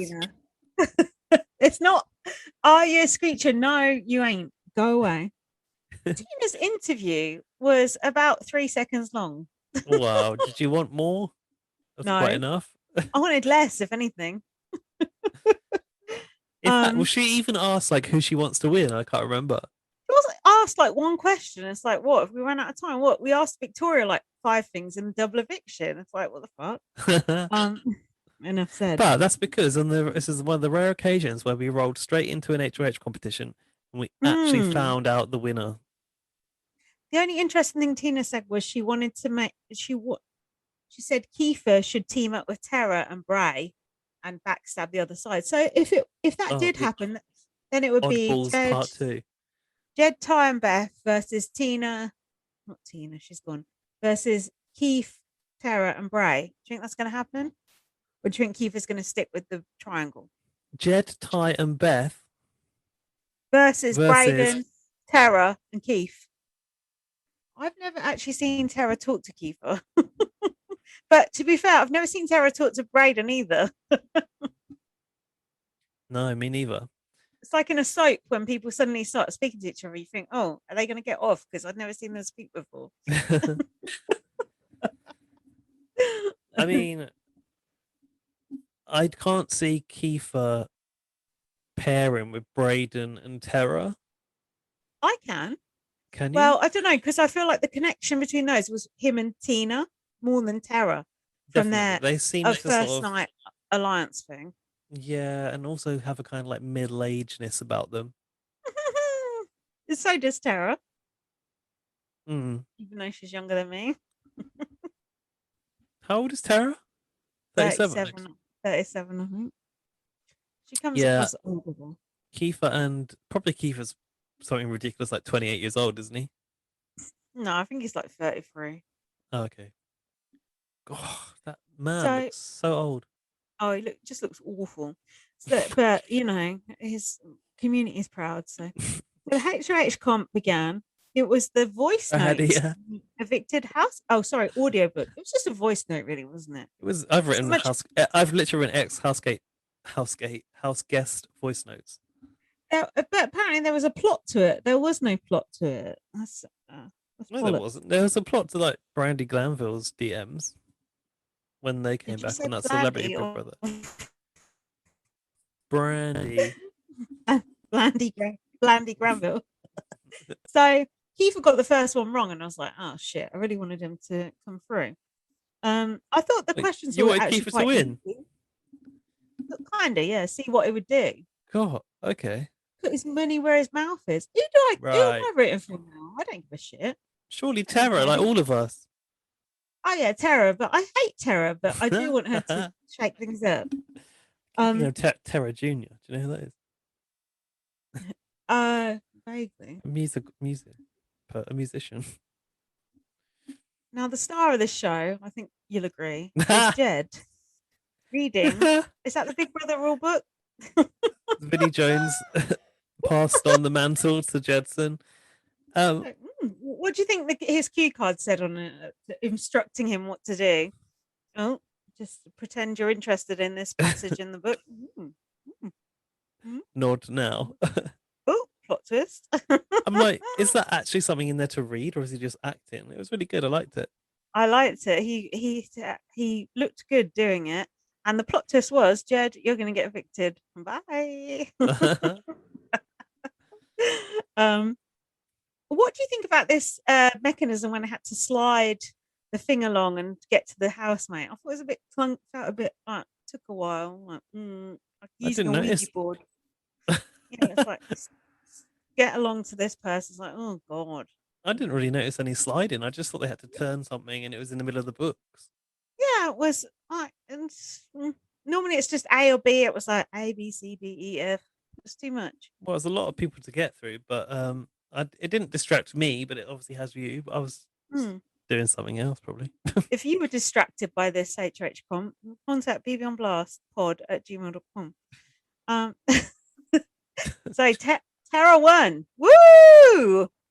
Yes. Shout out to Tara's brother. He made this possible. And then Arissa had a little thing up her sleeve. I like it. This week, we're having on Thursday a fake double eviction. But the real twist is it's a battle back. Is it a battle back? Basically, it's basically a double eviction with a battle back, but it's a fake double. So they're going to believe it's a double, and then the two evictees go head to head to fight their way back into the house. So does that mean it's going to be two of Tara's evictees, or it's going to be like one of Tara's and then they're going to do the whole HOH veto? Must be, because it's a double eviction. So there'll be another HOH veto and eviction. I'm fine with that. I just don't want one of Tara's two to come back in, because that would mean like probably Jed and Ty could both be safe, right? I want one of them to go just for entertainment purposes. I was trying to get my head around this as well. Like the chances are, like of course, Terra is gonna target Sunsetters, and they are now the dominant alliance. So it's probably going to be at least one Sunsetter fighting their way back in, at least, if not two, depending on how the next HOH goes. It's not.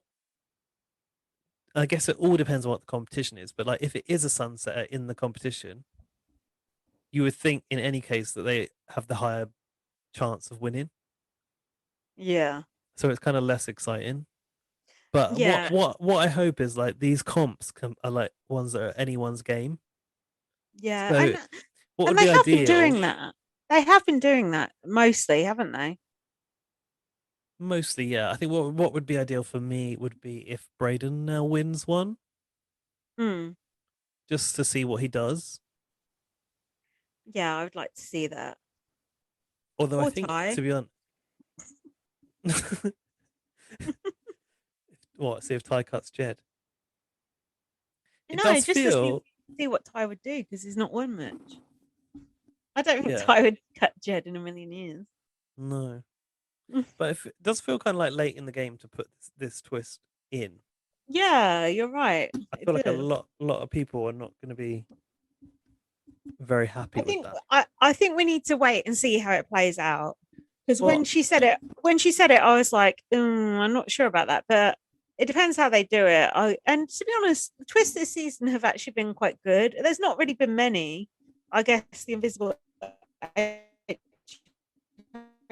just kind of a twist, but there's not been a lot of twist eviction. It's been quite. They've sort of let it sort of permeate as it is. There's not been, battle back and all this stuff. You're right there, Dave. You've got technical problem. So yeah. I think I just. What are you doing? Nothing. I'm fine. Don't worry, Carol. That's it. I think the twists have been good. They've had the teams, right? The team twist and the Invisible HOH. Oh yeah. And to be honest, they both presented unique elements that we've never seen into this game. So they were both pretty good. And I like this. I like this idea. Before seen elements to the Big Brother game. I like that this is like a double eviction, but essentially 2 evictions with a battle back. But I want Victoria to battle back. Well, that won't happen, so we'll have to come to terms with that one. But okay. Oops. Hello? Yeah, I imagine that some people might think like, oh, it's like in the contract that one of the Sunsetters wins, and that's why like we're doing this now, so that the Sunset can find their way back in. Should we do the emails? Yeah. Can you do it? Yes, I can. Need a break? Yeah, can we pause while I get into the inbox because I don't even have it open? Yeah, I'm gonna have a wee. Okay, we're back for the final part of this epic. We don't know how many hours podcast because Zoom doesn't give us the time. It's annoying. I wish Zoom would tell us, but it doesn't want to tell us. I was just saying I'm getting a haircut tomorrow. State of us now.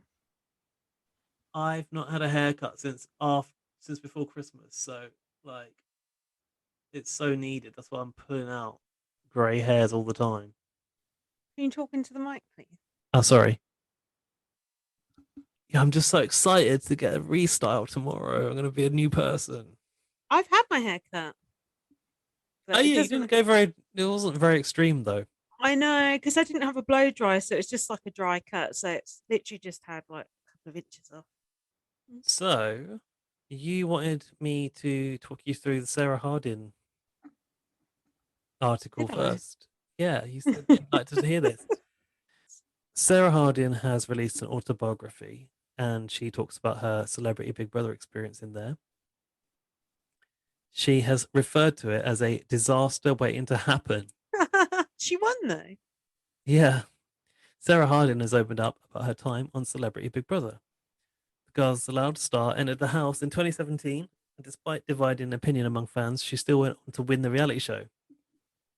She said, Celebrity Big Brother was, for me, a disaster waiting to happen. When I tried to think back about the reasons I agreed to do the show, I guess I thought it could be a good platform for me to get back in the public eye in a positive way. Yes, I knew there were going to be a few tricky characters in the house with me. There always were on the show, Chad. But I felt I had something to prove, not just to other people, but not just to other people, but myself too. I wanted to prove I could do it. I also went in there intending to show people a different side of me. I'd also been portrayed in the media as this mad, off the rails party girl. Maybe this was a way for people to see a more complete picture. I mean, what's the worst that could happen? Famous last words. I certainly People didn't go. think you're a drunk mess. I certainly didn't go on the show looking for fame. We literally But just you're said it already would put you back in the famous. public eye. Yeah. Yeah, you're already famous. I wanted to enjoy the experience. I wanted to have fun, to be as open as I could, and show people the real Sarah Harding. So as always, I wore my heart on my sleeve. In the end, this approach didn't do me any favors, and I'm not sure it changed anyone's perception of me either. Still, it certainly gave the show's producers the juicy TV they were looking for. I guess that's what Big Brother is all about. Is that it? Is that all That's she it. said? It's not very revealing, is it? I God, want to hear more about Chad, like what happened that is afterwards. God. Morrissey would be proud of that much glossing over in an autobiography. Did she not say anything else about Chad? Perhaps that's the teaser to make us buy the autobiography. Wow. During No, her that time, sounds like that's it for me. there's more from the article, but it's not a quote. During her time in the house, Sarah entered into a relationship with the Bachelor star Chad Johnson and had some fiery rows with ex on the beach's Gemma Lucy. Sarah recently revealed she'd been diagnosed with breast cancer and hopes releasing her autobiography will help people spot the signs of the disease. There you go. That's Fair all of enough. it. Hmm. You wanted It's more it's insight. funny. It's funny with autobiography. It's like I always said, Morrissey would never ever write an autobiography. Then when he did, I was like, oh my God, I was so shocked. And then he just glosses over like years and then just like goes into great detail about like a couple of weeks. You can write your autobiography with so Sounds much like us skin. talking about Big Brother. It's true. Like you can write your autobiography without giving away anything in a way. It's like it's not really an Hmm. autobiography when you're just picking and choosing which bits to talk about. But Speaking I of get it. I do get it. autobiographies, I have thought, in retrospect, perhaps Nikki's book would be good to read. Oh She's God. she's released two autobiographies, Hmm. actually. Fragile is one. Is it? Fragile, and one's called Dying to be Thin. Oh God. Yeah, I think they're two separate books. I don't want to read that. I've got Jade's autobiography somewhere, signed by Jade. Hmm. I didn't read that. I think Jade released two as well. And I've got Pete's autobiography sitting around in a drawer here, and I never read that either. So probably Hmm. won't read anyone's autobiography if we're honest. Or if I'm honest. Okay. Then. I definitely won't. Anyway, Sounds on to the BB on Blast inbox. I feel like you've got an Go on. intro. The BB on Blast inbox. If you want Changes every to week. get yourself onto the podcast next week, please email us at bbonblastpod@gmail.com. Why not Now, send us a voice note? We've not had a voice note in a long time, have we? no, we haven't. We Good used to get point. voice notes from Otago.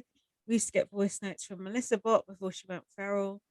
We used to get voice notes. We had a voice note from the BB Hacker, which I think was probably Melissa Bot as well. We don't get anything these days. You say that's Melissa Bot, but we've had an email from the BB Hacker this season, so it can't be. Oh, okay. Wow, I the red do not string. know. BB Hacker, send us a voice note so we can try and decode who you really are. I'm excited because there's a new name in the inbox. Oh. That I don't know quite how to pronounce. So I do apologize if I butcher your name, but it looks to me like it's Shina. Okay. How do you spell it? I'll see if I can. Shaina. Or Shayna? Could be Shayna. Trainer. Now, the first line says, well, the subject is keeping it real. The first line says, "Hello from the homeland of BB Can," which tells me, Yes. okay, it could be Shiner because, perhaps they're from Newfoundland and it's like, oh, hello there, my name is Shiner. China. Oh, Come on, hello there, my name is China. Shiner. I'm not really sure. If Welcome. you could give us the phonetics, that would be lovely. She'll never write Sorry, it again after this.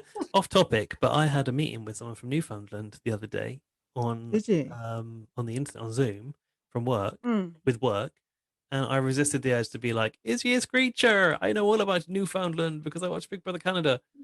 And I was like, "Don't do You it! should Don't say have. it! Don't say it! Don't say it!" So I You didn't. should have. You should have. You should have. Wait, Shiner Huh? has given the cliff notes on how to pronounce the name. Ah, come on, Hello China. from the homeland of BB Can. Please note that in my head, this is said with the line. Oh, she hasn't. Sorry. Please note that in my head, this is said with the line in the sand emphasis. So it's hello from the homeland of BB Can. I guess.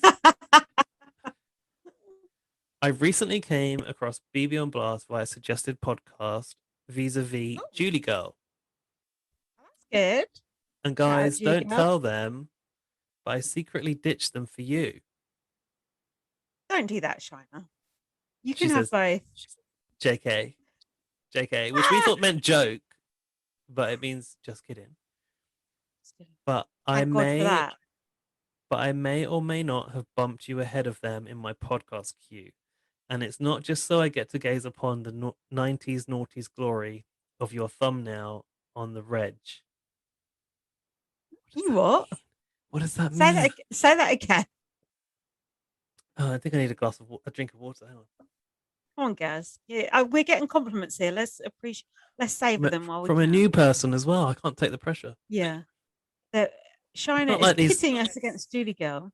No, there's nobody that keep coming back week in and week out. This is a new person. We've got to work hard to keep her. We want the new blood. New blood. New blood. Okay. I recently came across BB on Blast via a suggested podcast vis-a-vis Julie Girl. Thanks, Julie Girl. And guys, don't tell them, but I secretly ditched them for you. Just kidding. But I may or may not have bumped you ahead of them in my podcast queue. And it's not just so I get to gaze upon the 90s/noughties glory of your thumbnail on the reg. On the regular. Oh, not the reg. so our picture of us in the diary chair? Must be. Our logo. I guess it looks 90s. Okay. Though, on the reg. On the reg. On the reg. Though, the Y2K-ness of Gaz's Britney in Teen People magazine tee and the Drew Barrymore. Tea. Oh, I forgot that's what I'm wearing in that picture. And the Drew Barrymore / Dominique Swain vibes Lindsay is giving. Who's Dominique Swain? Who's Dominic Swain? Dominique Swain. Google that. Yeah, I look like a children's TV presenter in our logo. Paired with the nostalgia-inducing invitation of, in asterisks, emails, is 500% what has led me from my extremely offline existence to the old inbox. Oh, it's like Shiner's speaking in code. I need to read it again. I don't understand what she's saying. Can you read that last sentence again? Because I'm looking at Dominique Swain. Who is Dominique Swain first? She's an actress. She looks like she's sort of someone out of Scary Movie or someone like that. Oh, a bit like who's that woman that was in CBB with the whole? It looks like the competition win. The girl. Oh, Erica. Yeah, she does look a bit like her actually. Not Erica, the one who bossed the competition with the word search. Kiki. No. American Big Brother BB celeb, the woman from Scary Movie. I think she was from Scary Movie. And Shannon Elizabeth. What was that word she spelled out? Responsibilities. Yes, that's what I was looking for. We're getting there. God, I'm so nervous. Yeah, like a cross between her and Erica and me. Right, now I'm getting into the head. Come on. Shiner looks at our BB on Blast logo, where it's me and you sitting in the diary room chair, surrounded by our nice lettering. She's seen that on the reg. She likes that. She's a fan of that. So the Y2K-ness of Gaz's Britney and Teen People magazine tee, that's my silver tee, And the Drew Agreed. Barrymore / Dominique Swain vibes Lindsay is giving, paired with the I'll take nostalgia-inducing invitation of asterisk emails asterisk is 500% what has led me from my extremely offline existence to the old inbox. I don't know what that means, but I like do. it. I do. Go We on. are inviting emails, right? Mm-hmm. That is nostalgia-inducing that we're asking for people to email in. Oh, yeah. And that's Like some why, old people would do. even though Shina is usually an offline person, she's Mm. broken out of that and emailed us. But Shina, you're online listening to podcasts, so you're lying. Yeah, but perhaps, sending a DM or something is how people are reaching I think their Shina communicates solely via TikTok. perhaps. Or what's this thing where everyone goes now? What's it called? I heard James talking about it. From Julie Girl. What's it called? Where it's just voices. Oh, Clubhouse. Clubhouse. I almost said Chapter House, which sounds like an old 80s band. Clubhouse. I want to be on Clubhouse. Why are we not on there? Chapter House reminds me of Company's House, which is where you register your business in the UK. I'll tell you why we're not on Clubhouse, because I got an email this week which said, like, secure your brand on Clubhouse now. You can't get on Clubhouse without an invitation. Come on, guys. James, invite us. But if he's just listened to this and heard what Shina just said about Julie Girl, we're screwed. That and the draft, it's over. So the other thing I heard about Clubhouse is that people are selling membership invitations on eBay for up to $125. I'm not that desperate. I'll just go on Animal Crossing instead. Okay. I'm really What enjoying else does Shina have to Shina's say? email for so far to this point. I want more. Well, there is more. Oh, you want good emails? Give me more.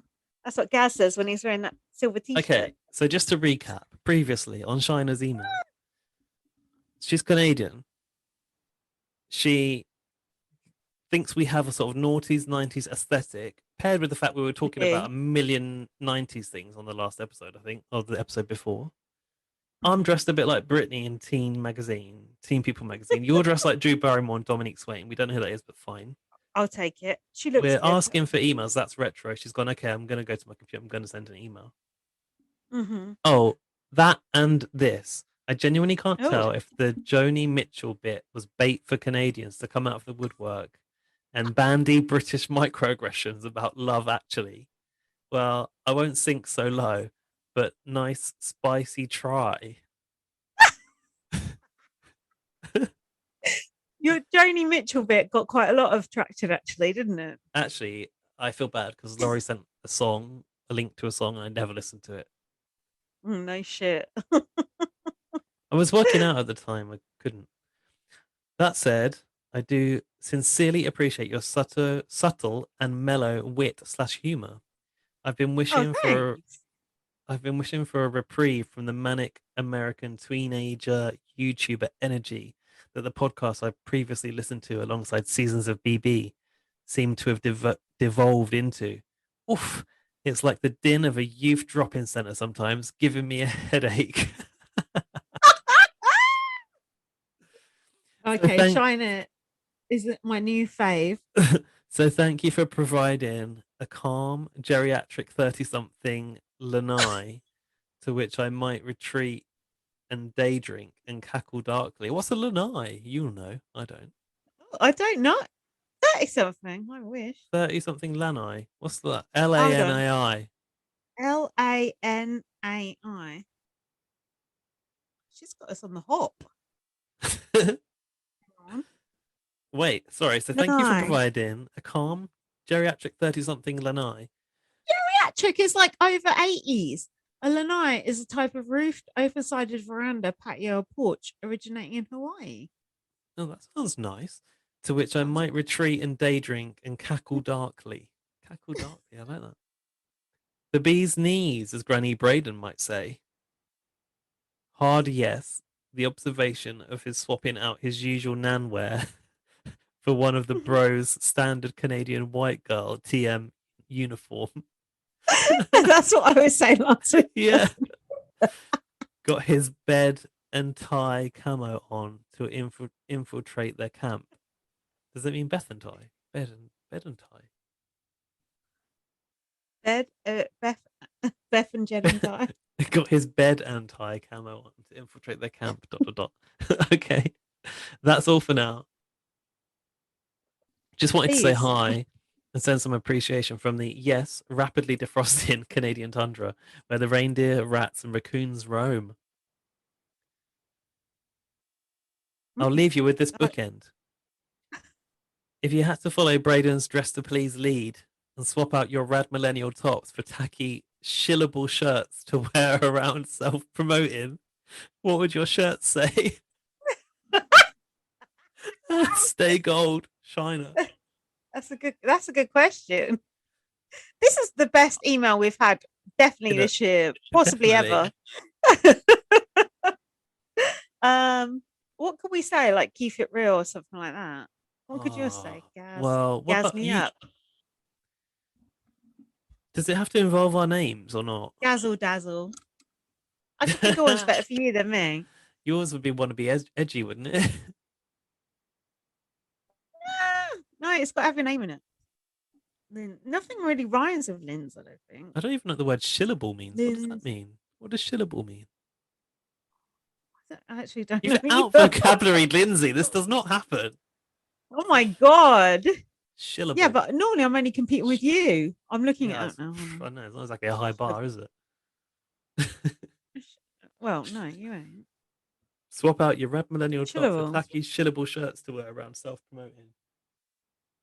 Is shillable, is it spelled with an E? S-H-I-I-L-L-A-B-L-E. Wait, maybe my look up. She's no content made this found. Word up. She's made this up. The dictionary doesn't know what that means. Self-promote. What would mine say? Gaz. God, you put us on the spot here. We're never good at thinking of these things. It's good though. It's good. I've thought of some good ones for you. Gazzle dazzle. Yeah. Reminds me of Auntie Garth's t-shirts somehow. Well.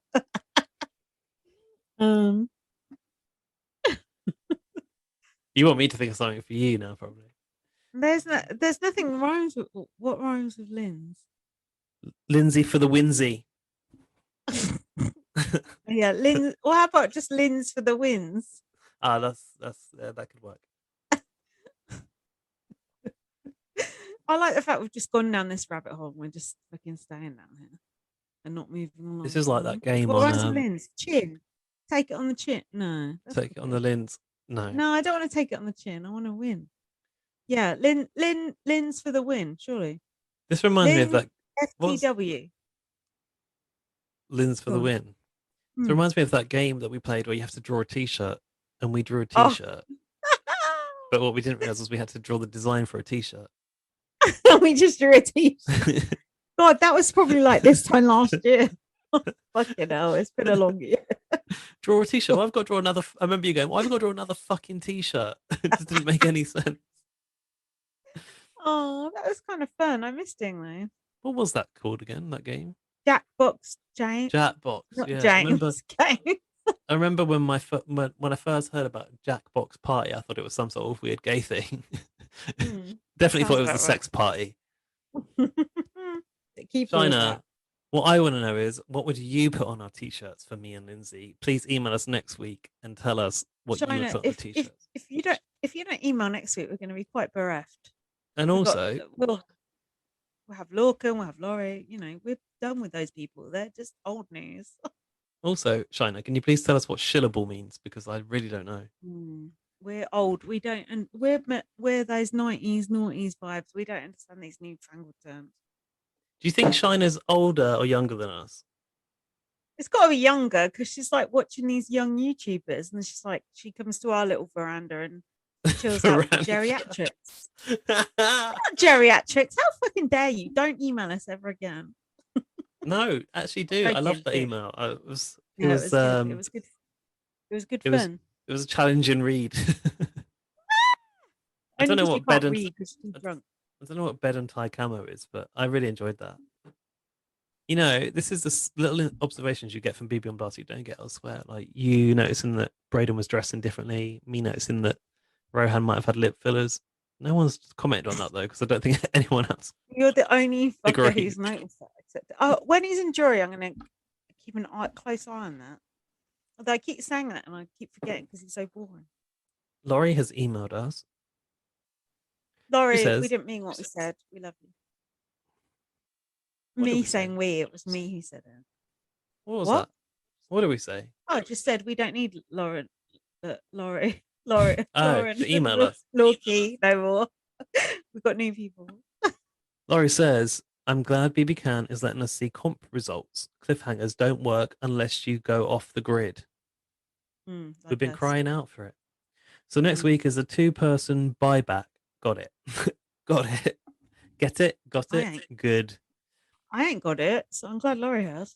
The only question is, will Tara pull a Chima, after she learns of this tomfoolery? What is it to pull a Chima? That was when she threw a microphone in the pool and then she ejected because her HRH didn't count. And then Alison Whadda had to come on the thing and say, Chima, come to the diary room. And it's like, hold on. Chima, come to the diary room. And then they kicked her ass out. I remember that, actually. I've seen that in a clip. I hope Tara does do that. Laura says, she won't have time and could actually be the second person evicted, having to fight to get back in. Next Thursday is going to be nuts. And then she says, I know no one gives a rip about the draft, but I'm invested in the visual and we'll see it through till the end. Lol.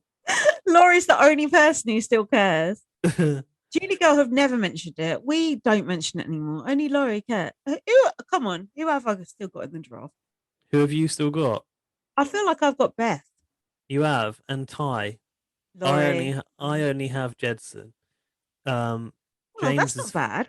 James is fully out, and Zach has got Kiefer and Tara left. Oh, we're gonna win the draft! Yay!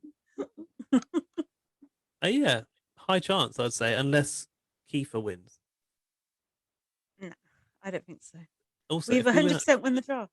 If we win our first ever draft, that's also 100% success. And then we never have to do one again.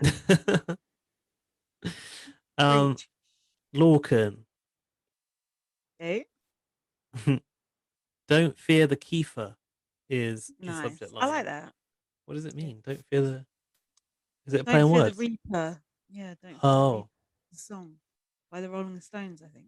How does Lorcan know about this all this old music? He's so young. Probably from Martin. Hey, Linz and Gaz. Yes, you can use my subject line as the pod name this week. No. Before you ask. Thanks. I know it's just too good an opportunity to miss. Well, I needed to explain to me, so it's not. No, Lorcan, you ain't it. Don't worry, we got that on lock. BBK 9 has been so good this week. I really feel like everybody is playing the game to win for the first time in years. I'm dying to know what's going to happen next at the end of every episode. Arissa, as an executive producer, has done wonders. Yeah, she has. Arissa's stylist did not do wonders this week. I was not a fan of the dress. It was like a Tudor starring in a 1980s ITV drama about a 50s themed PTA ran summer fete. Wow. Say what you really mean, Lorcan.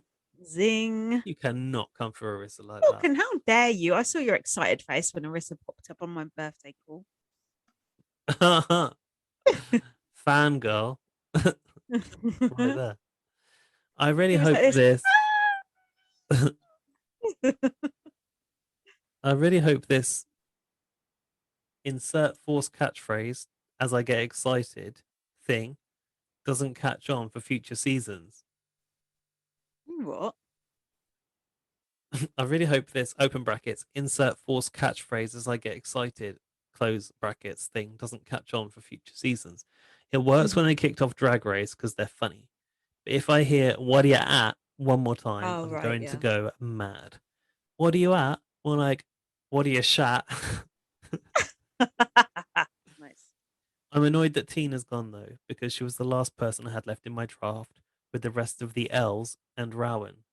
Tragic. Hold on, I ain't in that draft. Laurie, Luke, and Rowan, I guess. And Lorcan. Yeah, but I'm an L. I'm not in that draft. Well, take the They L got a because you're draft not in that without me. one. I don't even want to be in the draft I'm in, let alone that draft. But Lorcan, BB on Blast listeners don't even care about our draft, let alone yours. So back down. Next week, the ideal battle back would be Tyshawn, or Beth v Jed for maximum OTT drama and crying. Okay. I mean, that would be pretty good.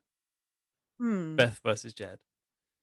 I need more information about how it's going to work before I can think about how it's going to go, if you know what I mean. It's a double eviction. It's going to happen like any other double Just like a eviction. normal double eviction. Yeah. Okay, fine. I can deal with that. I just want Ty to get one of Jed or Ty. Or I just want Tara to get one of Jed or Ty out first. Meaning you want one of Jed or Ty to play in the battle back. To go. No, I want one to go. No, they won't. Oh, I see what you mean. They'll fight against each other. Yes. I don't want that. I want them both to go. This is the worst time for that twist. Yeah, it does seem a little late in the day. That's what I said earlier. It's like it's almost kind of trying to guarantee that Sunset stays. Yeah, I would rather It's like have seen like Angela. It's like that. yeah, I would rather have seen Victoria versus Rohan. Oh well, maybe that's next week. I mean, the week after. Who knows? The jury battle back. Alien versus Predator. Lorcan continues. I also really love the tribute to Nikki. It's so much better than what you get on other shows when a contestant passes away and they just dedicate the episode to them at the end. She was really special. Mm. Anyway, that'll be all from me. I'll be back next week, I'm sure. Much love, Lorcan. Kiss, kiss. Thanks, Lorcan. Thanks, Lorcan and Laurie. We do love you. Don't keep emailing. We don't just want young blood. Well, he is young blood. Mm. Oh. Connor R has been in touch. Oh, it's Connor emailed as well. Yeah. Yay. This subject line, this eviction. Hi, Linz and Gaz. Hope y'all are having a wonderful day today. Anything to say? Are you? Oh God, I'm ready for bed now. I was hoping y'all would talk about this flop ass eviction. Which one? Tina? I'm not sure. Let's continue. I was hoping y'all would talk about this flop ass eviction. Like, how are you going to cry about backdooring someone, then back out last second? Yeah. The fact that they actually left Keith in the game after what they did to him is wild. If I was Keith, I'd try and burn the game to the ground. Yes, but quite. I might be a little bit more petty than Keith. And then it's the sweating, smiling emoji times 3. Anyways, hope the new twist excites things. But to be honest, I'm very worried about them doing it at Final 6. Thanks, y'all. Love y'all and the pod. Connor R. Oh, thanks, Connor. Yeah, it does. Yeah, you're right. But both of you are right. It does feel a little bit late. But hey, I don't. There's no one I really give a shit about now. So let the drama fall where it may. Yeah, I'm team mix it up. Like whatever. The only thing I want to see is because the Sunsets have been so smug and so annoying and so up themselves. I just want to see a couple of them get taken out. Smug setters. Very. Yeah, I know, and I really want Kiefer to be. To be honest, I was reveling in the fact that Kiefer was about to be taken down after how smug he was being and calling himself a legend, and now it hasn't happened. So now I'm like, oh, okay. Like I really wanted that, and I didn't get it. I want Kiefer to win. Wow. How about that? Keeping it real. You know I'm Team Terror till the end. I just don't want Jed or Ty to win. I just think it'd be so boring. Or Beth. Oh, even worse. Just no. No. I think no, I don't want Beth to win. Definitely not. I think that like Jed or Ty, or where are you going? Gotta let the cat out. Oh, I think Jed or Ty or Kiefer are kind of like the logical winners in a season where the emphasis was on a diverse cast, because the alternative is Beth and Tara, who are cisgendered, straight, white women. I do. Yeah, you're right. I do want either. I want Kiefer to win. Kiefer, Ty, Jed, Tara, Beth. That's my Oh, order. that's your order. Mm. Who do you most want to see go head to head in this battle back? Any of the Sunsetters, preferably Jed, Ty, or Beth. You want See two who's really. Sunsetters go head to head? Yeah, I want to see some throats being slit. I would like to see. I do think it would be really fun to see Jed and Beth go head to head, but I also think it would be quite cool to see Jed and Kiefer. Is that even possible? Yeah, it's possible. Yeah, and for them to regret keeping him. Possibly. Mm. Time Or will Jed tell. and Ty head to head would be good, but I do feel like Jed will win just because Ty's not winning anything. Jed I and don't Ty see head why to Ty head. have. But why has oh, fuck's sake. Why has Ty not won anything? He's fit. He's he's obviously muscly and hot as hell. Do you know, I feel like Why isn't I feel like Jed and Ty is like the episode of the level of a game where you have to fight yourself, like your own character, and they've got the same moves as you. It's like, okay, only one can win. Like, I want to see that actually. Yeah, that would be good. I'm Team Ty though. Jed has got an arrogance that I do not like. Oh, Gaz has put down his mic, and that's the end. Mic drop. Right, let's wrap it up because Oh, thanks to all those. That was nice. 4 emails. That's not bad, is it? that was really good, and I really enjoyed China's. It's so nice to have a new voice to get involved with. But it's nice to get those old voices too. It's just as nice to hear from Lorcan, Laurie, and Connor as well. Just as nice, but not quite, because we want the compliments that we look like movie stars and Britney Spears. So if you are going to email next time, why not sprinkle in some flattery for us and we'll read it out in a more enthusiastic tone. The ironic thing is, like, we don't proofread the emails before we read them, and we'd read out anything, and you'd have like said something shit about us before we even realised it's something shit. Oh, we've come unstuck before. I was going to say that's happened before. Imagine reading them before; it would take all the fun out of it. True. So you can just send us a death threat and we'll just read it out. We don't really care. Yeah. Johnny Depp fans, take note. And if you stay tuned for this long, good luck to you. So for next week, email us bbonblastpod@gmail.com, or if that's just too geriatric for you, send us a DM on Twitter @bbonblast. We'll just what's that thing? Airdrop us something. Token. You don't even know what. Airdrop us a GIF and we'll describe the content. What's more modern than that? What's the most modern technology you can do? Oh, Clubhouse. Join our discussion on Clubhouse. Yeah, Clubhouse. Send us an invite to Clubhouse and we'll get involved in there. Yeah. Follow me on Twitter, light@VM. Follow me on Twitter @bb_superfan. Follow BB on Blast on Twitter, BB on Blast on Facebook, BB on Blast on Spotify, BB on Blast on Spreaker, BB on Blast on iTunes, BB on Blast on BB on Blast on YouTube, where we're posting all of the podcasts while we are still on lockdown. Read Lindsay's book, First Aid Kit Girl, and come back next week to find out. Gaz has never read it, so you'd be one step ahead of him.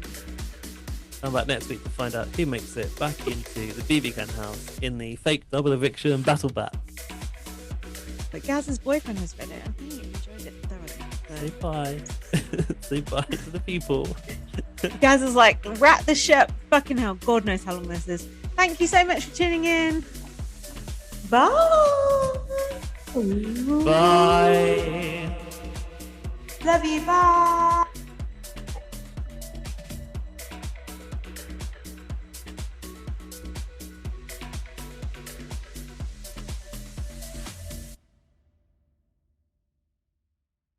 At Sleep Outfitters Outlet, great sleep is a big deal. Save 40 to 60% every day on every Sealy, Stearns & Foster, and Tempur-Pedic. Queens as low as $249. Customer exchanges, closeouts, and floor samples. Inventory changes daily, so come in for your dream deal today. With no credit needed financing, expert advice, and up to 60% off retail, it's never been easier to get the sleep and savings you deserve.